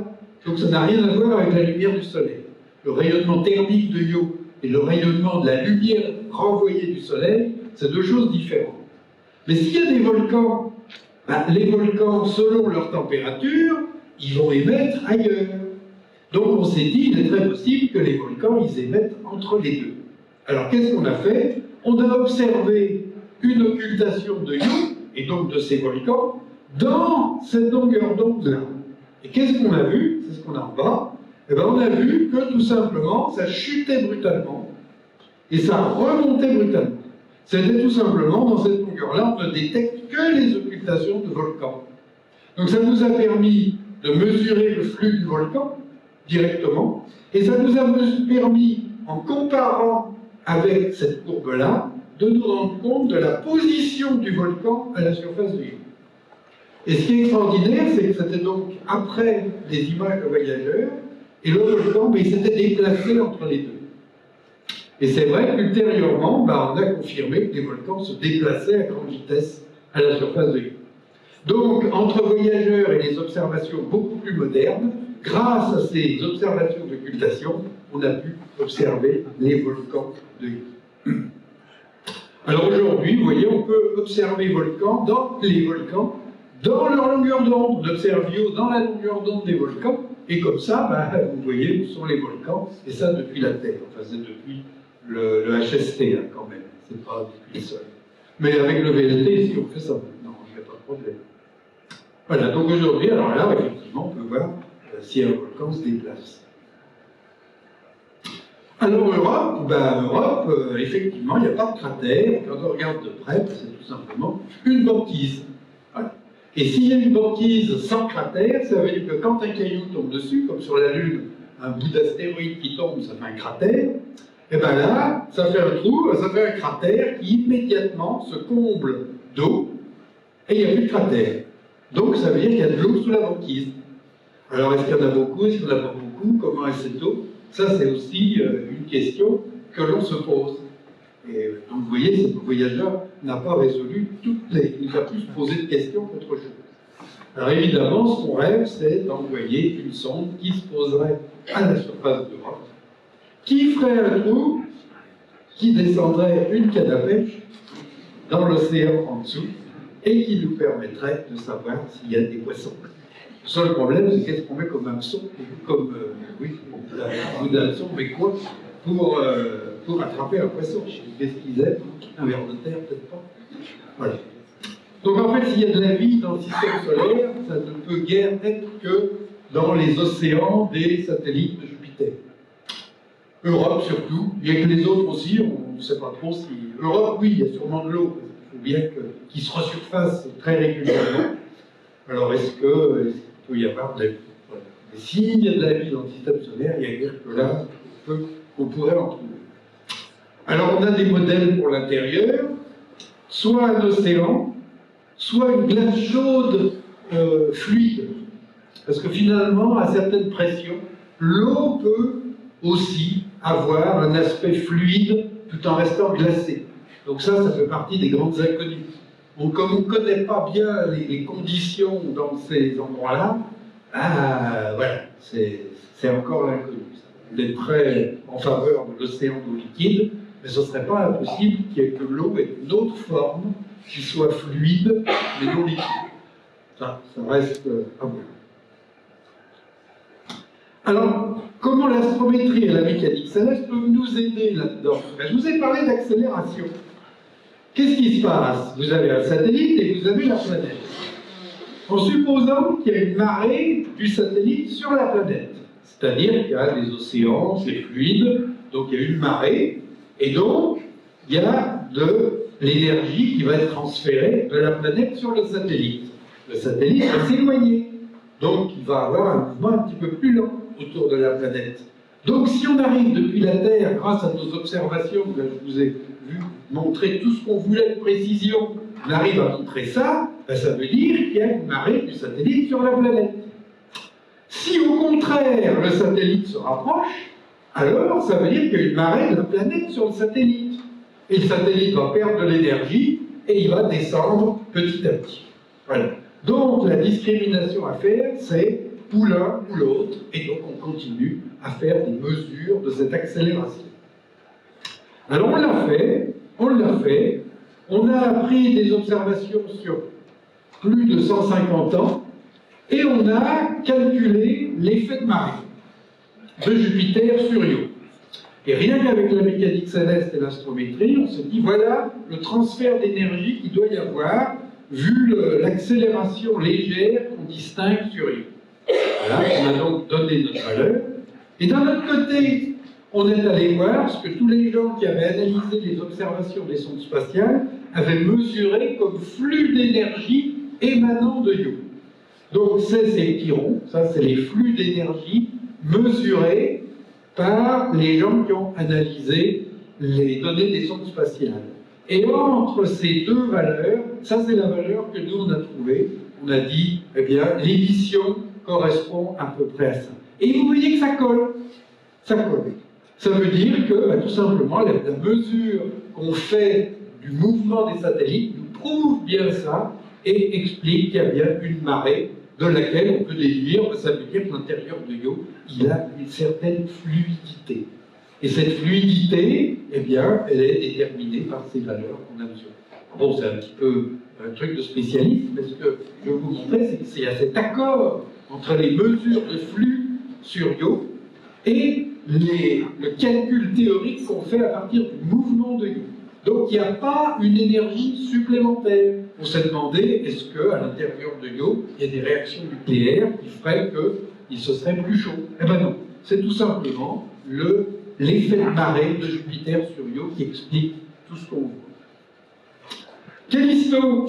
Alors Callisto, il y a aussi pas mal de glace, mais c'est quand même de la roche, on voit à la surface. Alors là, il s'est pris un truc, là, c'était vraiment une arrivée en escadrille. Mais il y a des cratères, ce qui prouve qu'il n'y a pas de resurfaçage, c'est des surfaces très anciennes, donc l'eau, elle reste vraiment à l'intérieur.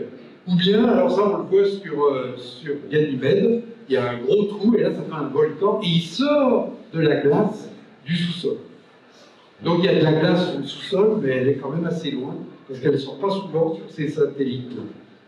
Voilà, alors bon, vous imaginez Callisto. Parce que comme c'est blanc sur les sommets, on a dessiné ce genre de... Venons-en à Saturne. Alors quand on regarde les satellites de Saturne, qu'est-ce qu'on voit? Alors, la plupart d'entre vous savent qu'il y a 8 satellites de Saturne, plus plein de petits. Mais ces 8 satellites de Saturne, c'est un gros, Titan, et puis Mimas, Encelade, Tétis, Dione, Rhea, Hyperion et Japhet. Et Phébé, lui, il est très loin. Donc vous pouvez remarquer une chose quand même, c'est qu'il y en a vraiment un gros et des petits. Hein. C'est pas comme pour Jupiter où il y en a 4 gros. Les 4 gros de Jupiter, ils sont quasiment comme Titan. Donc c'est quand même assez différent. Et aussi très différent, c'est tout simplement l'anneau de Saturne. Parce que l'anneau, il est important. On le voit énormément, il y a beaucoup de choses. C'est pas du tout comme Jupiter où c'est un petit reste de poussière. Les anneaux de Saturne, c'est vraiment des blocs de glace et de roches qui sont relativement importants. Donc on s'est posé la question, quel lien entre les satellites et les anneaux? Alors dès, vous voyez, Cassini en 1684, ben déjà, à l'Observatoire de Paris, il observait, il s'est posé la question de ces anneaux. Alors, au début, on a cru que les anneaux, c'était des anses accrochées à la planète, mais on s'est vite rendu compte que ce n'était pas possible. Après, on a pensé que c'était un anneau solide, mais ça, c'est pas possible non plus. Les lois de la gravitation veulent qu'aucun objet solide ne pourrait tenir, il serait éclaté par les effets de marée, évidemment. Donc, c'est forcément des petits cailloux. qui tournent tous à la même vitesse. Voilà, là vous avez tous les dessins de Cassini. Donc dès cette époque, on commençait à étudier ce système. Alors Titan, lui, il est vraiment exceptionnel. Il a été observé tout de suite, évidemment, c'est Huygens qui découvre. Vous voyez, un rayon de 2500 km, c'est pas rien. Et puis, il est à 1 200 000 km de Saturne. Alors, il faut bien penser que la Lune n'est qu'à 400 000 km de la Terre. Mais par contre, 15 jours, parce que Saturne est tellement gros que, évidemment, il faut qu'il tourne assez vite s'il ne veut pas.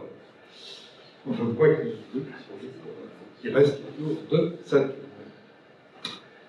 Alors, on s'est posé la question comment sonder l'atmosphère de Titan depuis la Terre, puisque voyageur passe, dit il y a une atmosphère épaisse autour de Titan. Donc, on s'est dit, alors, on prépare la sonde Huygens, la mission Cassini, on va envoyer une sonde qui va descendre sur Titan.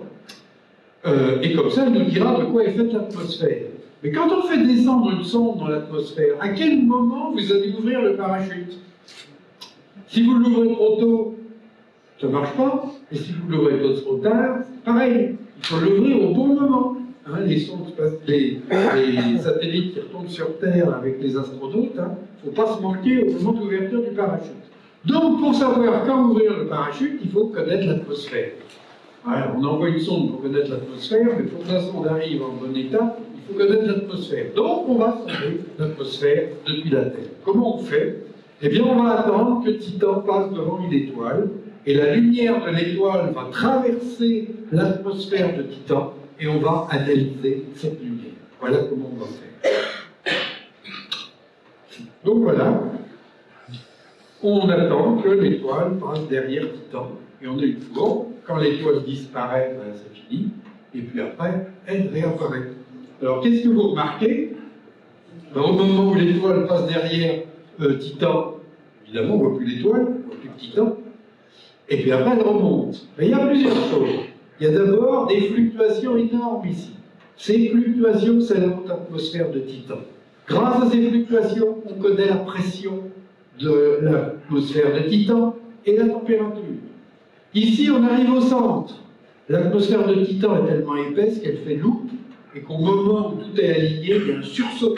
C'est ce qu'on appelle le flash central.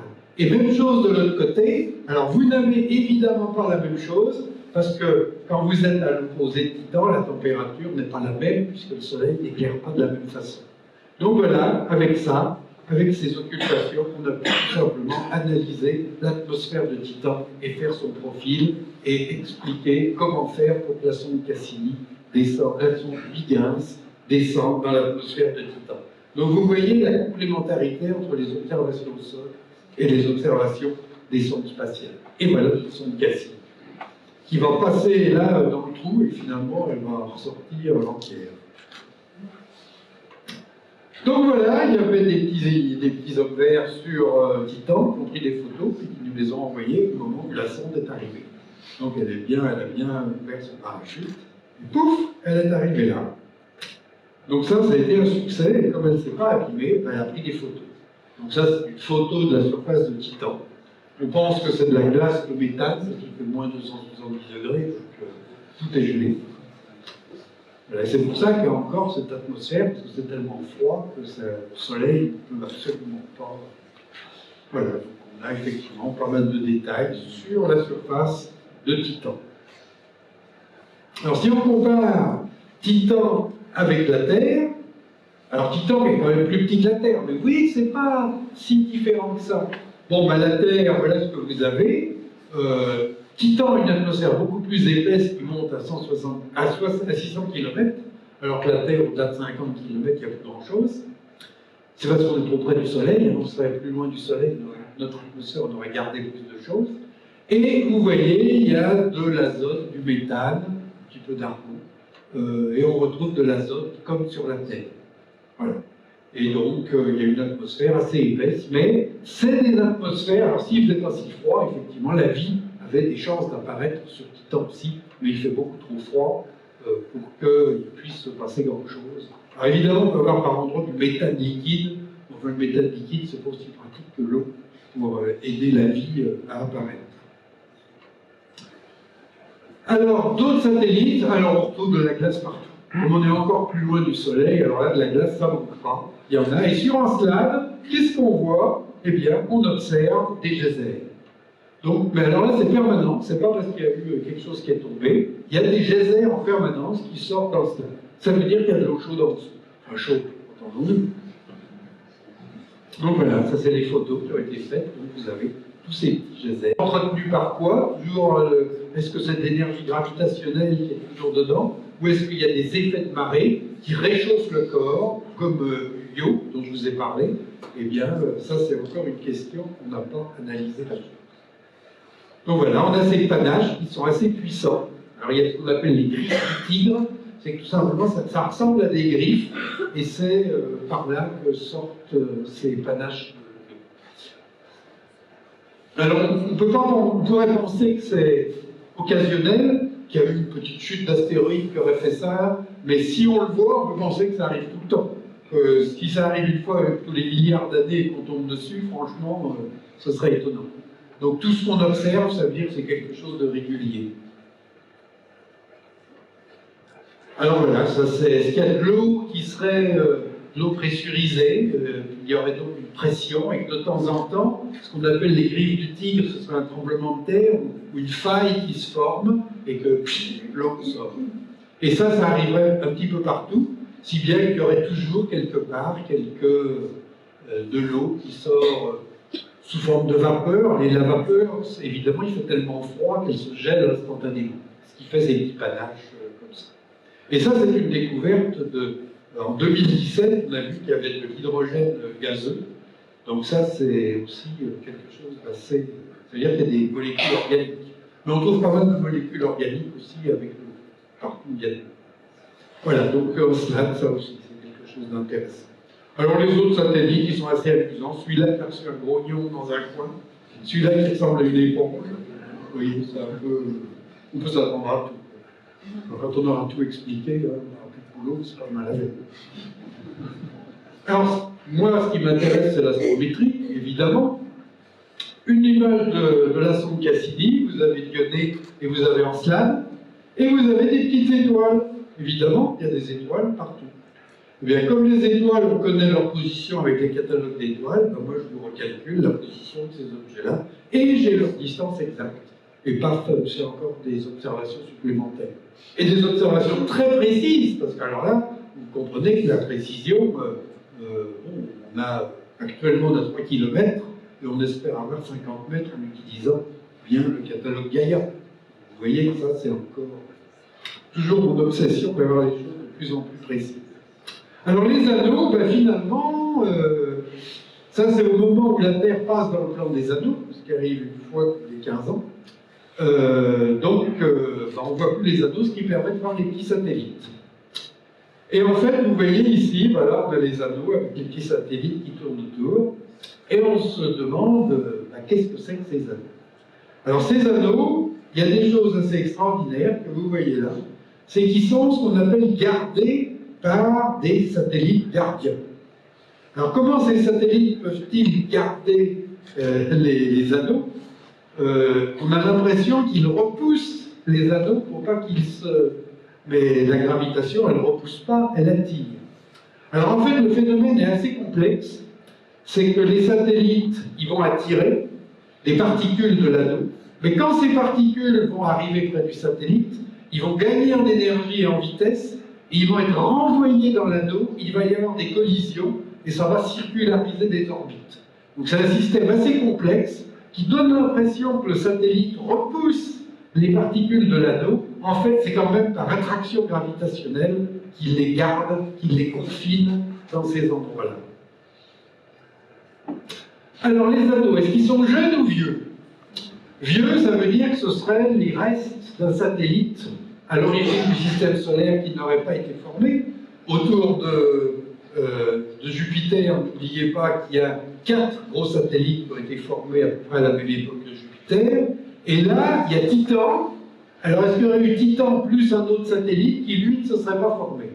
Ou bien, est-ce que ce serait jeune, et ce serait, par exemple, un satellite, Titan n'aurait pas été tout seul, et il aurait été détruit le deuxième satellite aurait été détruit et serait fabriqué la Lune.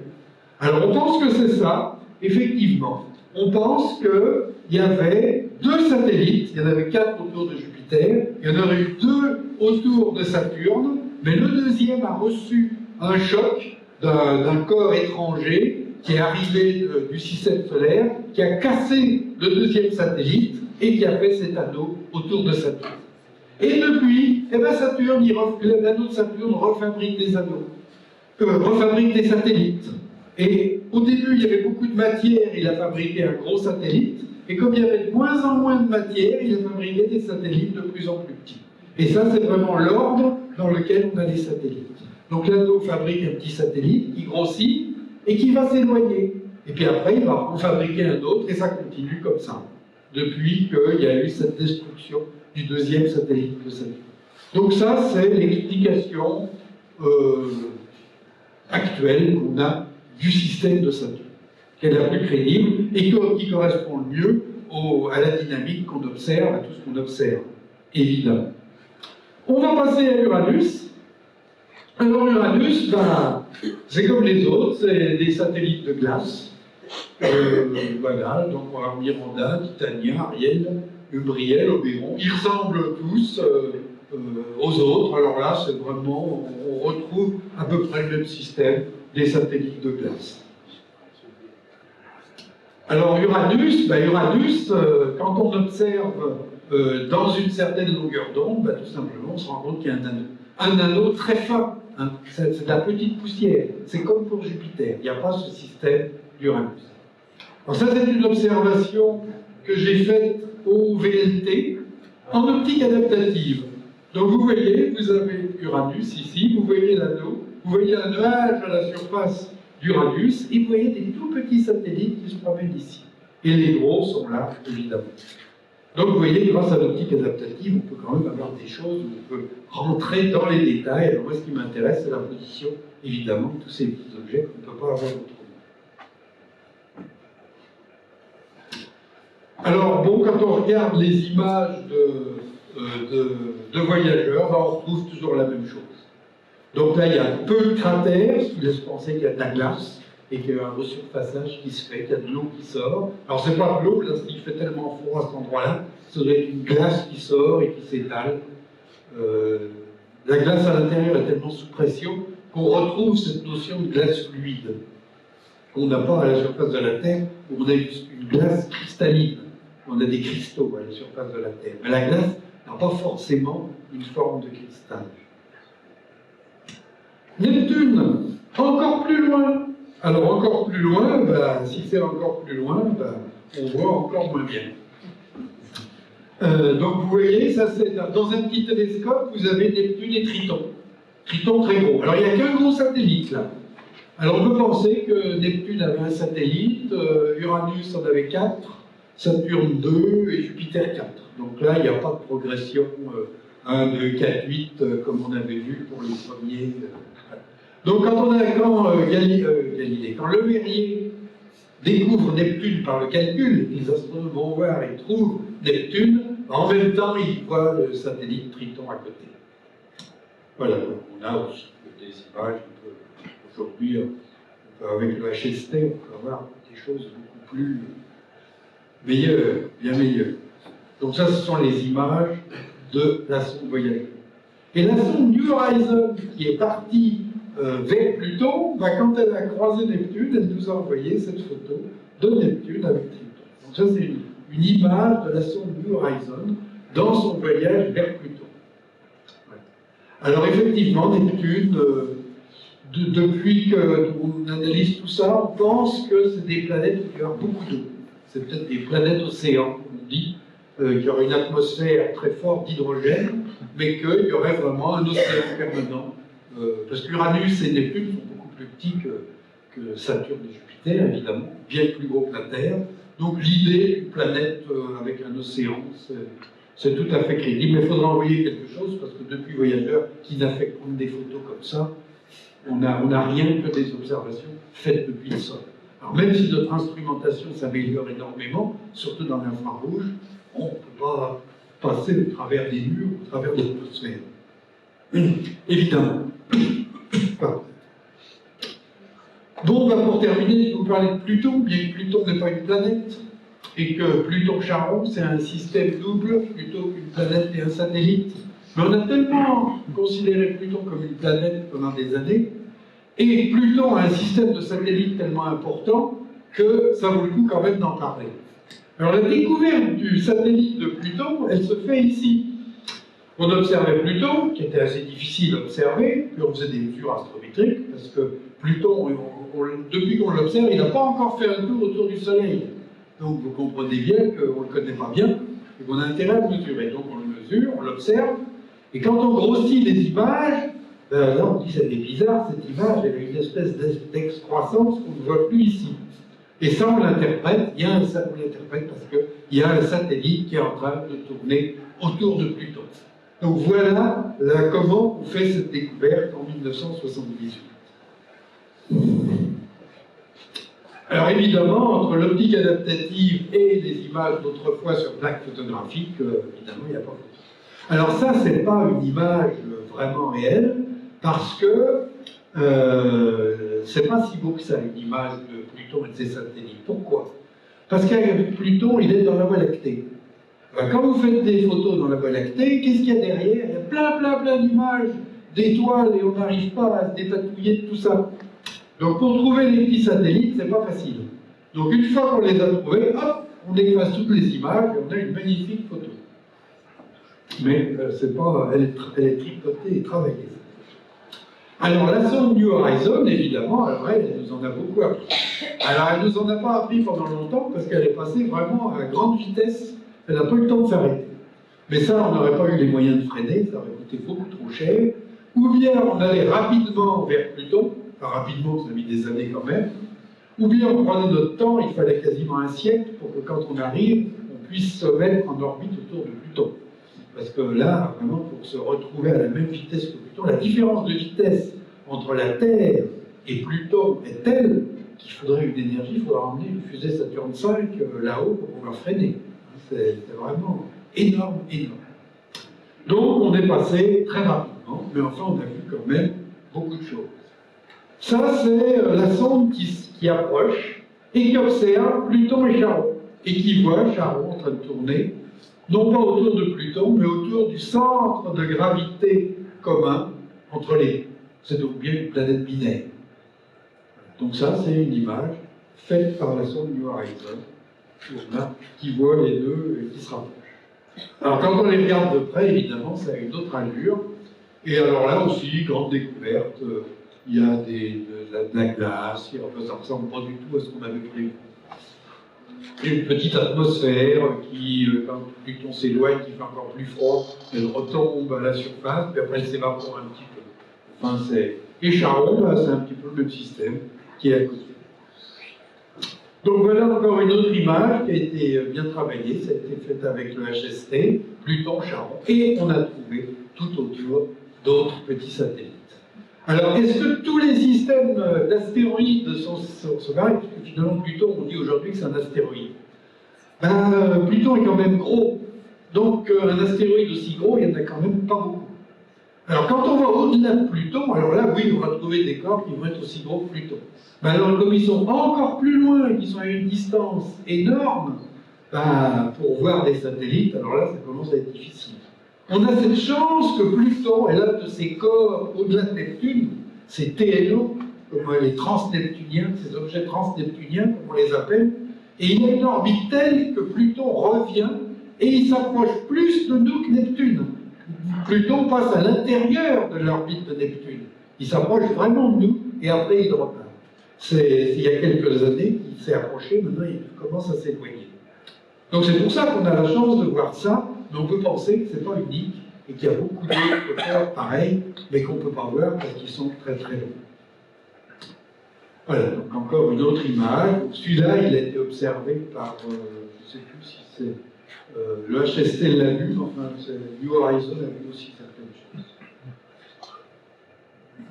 Voilà, donc ça c'est pour vous donner une idée. Alors vous voyez les tailles entre Pluton et Charon, mais alors les autres, X, Hydra, tout ça, c'est vraiment tout petit pour les voir. Donc voilà une image moins travaillée. Donc là, vous avez Pluton et vous avez les étoiles. Et les étoiles, comme on va poser très longtemps, ben, les étoiles ne vont pas suivre Pluton, mais Pluton il va pas vite. Hein. Mais quand même, les étoiles vont être traînées. Et en suivant Pluton pendant des heures et des heures comme ça, eh bien, ce qui ne bouge pas en même temps que Pluton, ce sera des satellites. Et c'est comme ça qu'on a découvert les 2 derniers satellites. Donc ça peut se faire au VLT aussi. Comme ça, pour essayer de découvrir ces petits objets. Mais oui, Pluton, il est gros par rapport aux autres. Donc si on va plus loin et vers ces corps qui sont quand même très gros, qui sont des planètes naines en fait, mais qui sont aussi des objets binaires parce que les satellites... Alors c'est vrai que si on a un corps qui n'a pas Charon à côté de lui mais qui n'a que des petits satellites, on va retrouver une planète naine avec des vrais satellites. Mais ça, ce sera sur le modèle de Pluton, mais sur les fameux transneptuniens qu'on connaît et qui sont d'ailleurs aussi gros, si ce n'est plus gros que Pluton. Voilà, donc je vais conclure ici. Donc vous avez vu les gros satellites de glace, il y en a beaucoup. C'est notre dernière chance de voir de la vie dans le système solaire. Alors ces systèmes de satellites, ils sont très rapides et ça nous permet de comprendre l'évolution de ces systèmes beaucoup plus vite que d'étudier l'ensemble du système solaire. Alors, on aimerait bien qu'il y ait d'autres missions spatiales vers ces corps. Il n'y en a qu'une qui est prévue en 2030. C'est la mission JUICE, qui succède à d'autres projets vers Europe. On ne va pas se poser sur Europe, malheureusement, mais on va se mettre en orbite autour d'Europe et on va avoir des instruments pour essayer de sonder la banquise. Voilà, mais l'observation au sol, elle est toujours indispensable et je pense qu'on va encore continuer. Voilà, je vais terminer là et répondre à vos questions.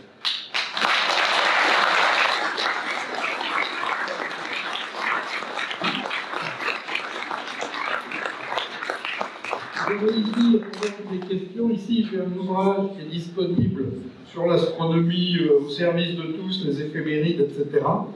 Et j'ai ici un petit papier sur une école d'été d'astronomie que je vais organiser cet été. Et donc, si quelqu'un est intéressé. Donc, vous pouvez venir vous servir ici. Bon, merci Jean-Eudes. Est-ce que vous avez des questions? Moi, pour démarrer la séance des questions, moi, j'en ai une. Il y a quelques semaines ou mois, il y a eu des informations à propos des anneaux de Saturne qui disaient qu'ils allaient disparaître bientôt.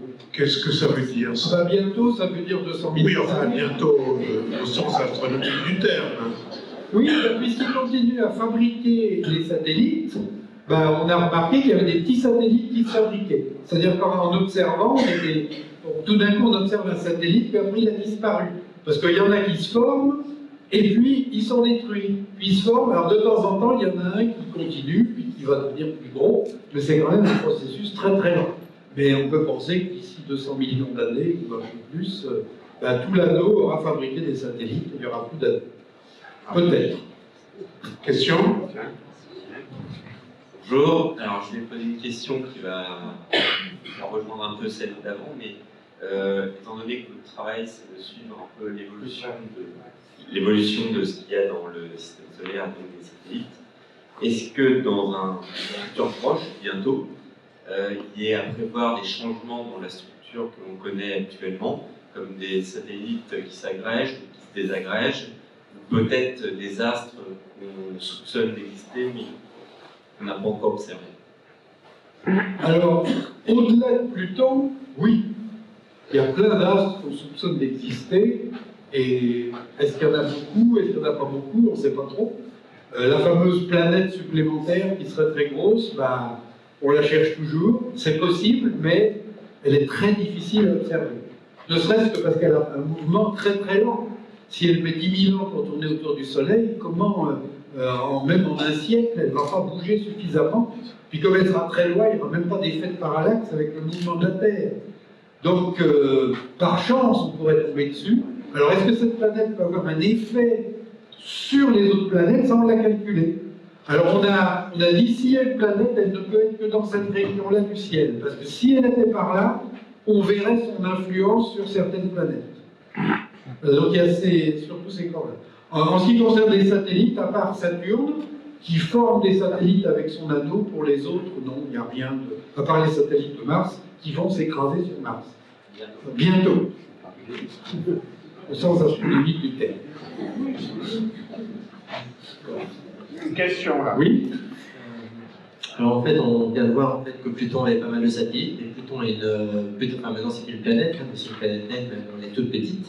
Pourquoi les planètes telluriques, donc Mercure, Vénus, n'ont aucun satellite, alors qu'elles sont quand même d'une taille respectable? Pourquoi alors Mars a 2 petits satellites, quand ils sont quand même très petits, et je pense que pour la Terre c'est aussi particulier avec la Lune. Il y a eu un choc, il y a eu quelque chose. Pourquoi près du Soleil il n'y a pas de satellite? Ben, théoriquement, près du Soleil, Mercure et Vénus, les perturbations du Soleil empêchent la formation d'un satellite. Parce que s'il est petit, s'il est un peu loin, il n'y a aucune chance qu'il reste. C'est pareil, les 2 petits satellites de la Terre, Cruithne et puis l'autre, ils ne vont pas rester longtemps, les perturbations du Soleil vont finir par les faire partir. Ils vont rester un certain temps. Alors c'est très possible, on n'en a pas vu, mais c'est très possible qu'autour de Vénus et de Mercure, il y ait des satellites provisoires. C'est-à-dire qu'il y a des petits objets qui tournent un peu autour, et puis qu'après, ils s'éloignent parce que la perturbation solaire est trop forte. C'est ça qui empêche Mercure et Vénus d'avoir des satellites. La perturbation solaire est beaucoup trop forte. Pourtant, nous, on a la Lune. Alors, nous, on a la Lune. La Lune, et apparemment, c'est un système qui est plutôt stable, et la Lune est autour de la Terre depuis combien de temps? Ah ben, c'est arrivé peu après la formation. Donc depuis plus de 4 milliards d'années, alors. Oui, mais alors, quand ça s'est formé, c'est à la suite d'un choc. La Lune était proche de la Terre. Oui. Donc, pas suffisamment éloignée pour que le Soleil ait une action quelconque. Donc là, elle s'éloigne, mais pas encore suffisamment pour que le Soleil l'entraîne autour du Soleil, indépendamment de la Terre. Elles sont encore trop proches et trop... Voilà. Est-ce que vous avez d'autres questions? Réfléchissez-y pendant que je fais une... Dans le fond, là-bas. Oh là là, je ne peux pas monter jusque là-haut. Alors Criez faut... fort. Attendez, voilà.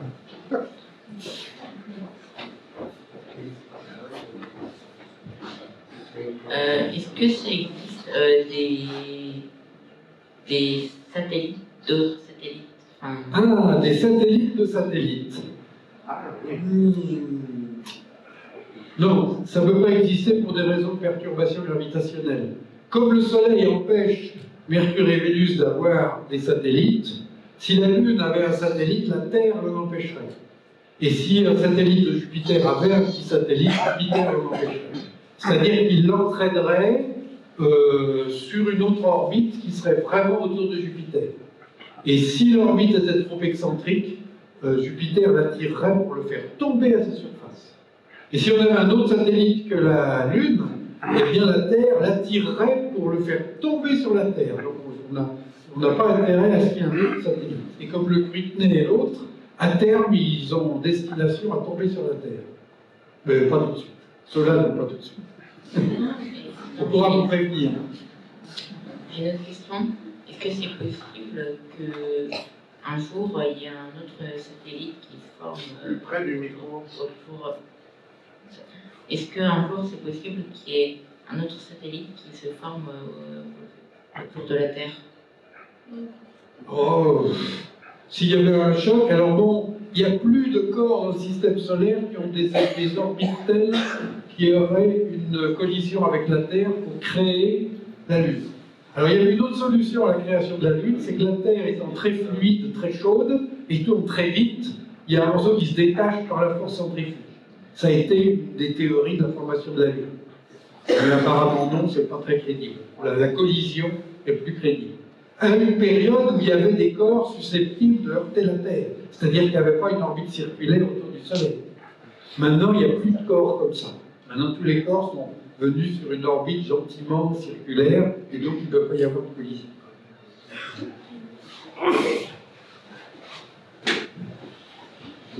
Je crois savoir qu'il existe des satellites troyens. De la Terre? De la Terre. On a des corps qui tournent en avant ou en arrière sur des points stables. Enfin, ils sont pas réellement autour, mais... Oui, alors, il y a effectivement, j'ai pas de souvenir du nombre, il ne reste pas longtemps. Oui, il y en a très peu, je crois. Ils sont transitoires parce que c'est des points qui ne sont pas stables du tout. Oui. Il y en a très peu, mais il y a effectivement des accumulations. De temps en temps, oui, on peut en voir un, mais il ne restera pas longtemps.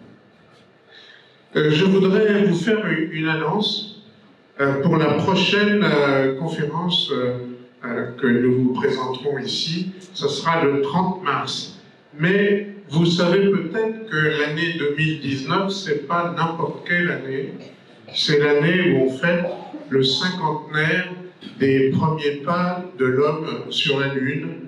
Alors aussi pour cette date du 30 mars, nous avons décidé de faire une séance un peu spéciale, une table ronde qui va avoir plusieurs participants très connus, notamment Jean-Pierre Le Breton. Vous vous rappelez Jean-Pierre Le Breton qui était venu il y a quelques années nous parler de la mission Cassini. Le Breton, c'est le papa de la sonde Huygens. Et Bernard Foin, qui vient venir de l'ESA, situé en Hollande, et il est responsable des villages lunaires. Oui, ne rigolez pas, l'ESA, l'Agence spatiale européenne, réfléchit à la possibilité de construire des bases spatiales permanentes sur la Lune. Et il y a des équipes, et le responsable de cette équipe, c'est Bernard Foin, qui sera avec nous ce jour-là. Il y aura aussi d'autres personnes sur scène. Donc ça va être présenté plutôt sous forme d'une table ronde. Qu'est-ce que nous avons appris des missions Apollo? Pourquoi ne sommes-nous pas capables, pour le moment, au jour d'aujourd'hui, d'y retourner? Devons-nous y retourner? Et si nous retournons sur la Lune, pourquoi y faire? Donc je pense que ça va être très intéressant. Et donc nous vous invitons à cette séance le 30 mars à 20h30, comme d'habitude. Donc si vous n'avez plus de questions, on remercie Jean-Eudes, Arnaud. Et on vous dit au 30 mars, rentrez bien chez vous, soyez prudents. Bernard, vous voulez dire un mot? Non. Au 30 novembre, venez parce qu'il va y avoir une grande logistique. Le 30 mars, ça va être une table ronde avec 4 fauteuils ici. Il faut venir parce qu'on fait venir 2 grandes personnalités de Hollande, donc il faut à tout prix qu'il n'y ait plus un seul fauteuil de libre. Donc revenez tous obligatoirement. Merci.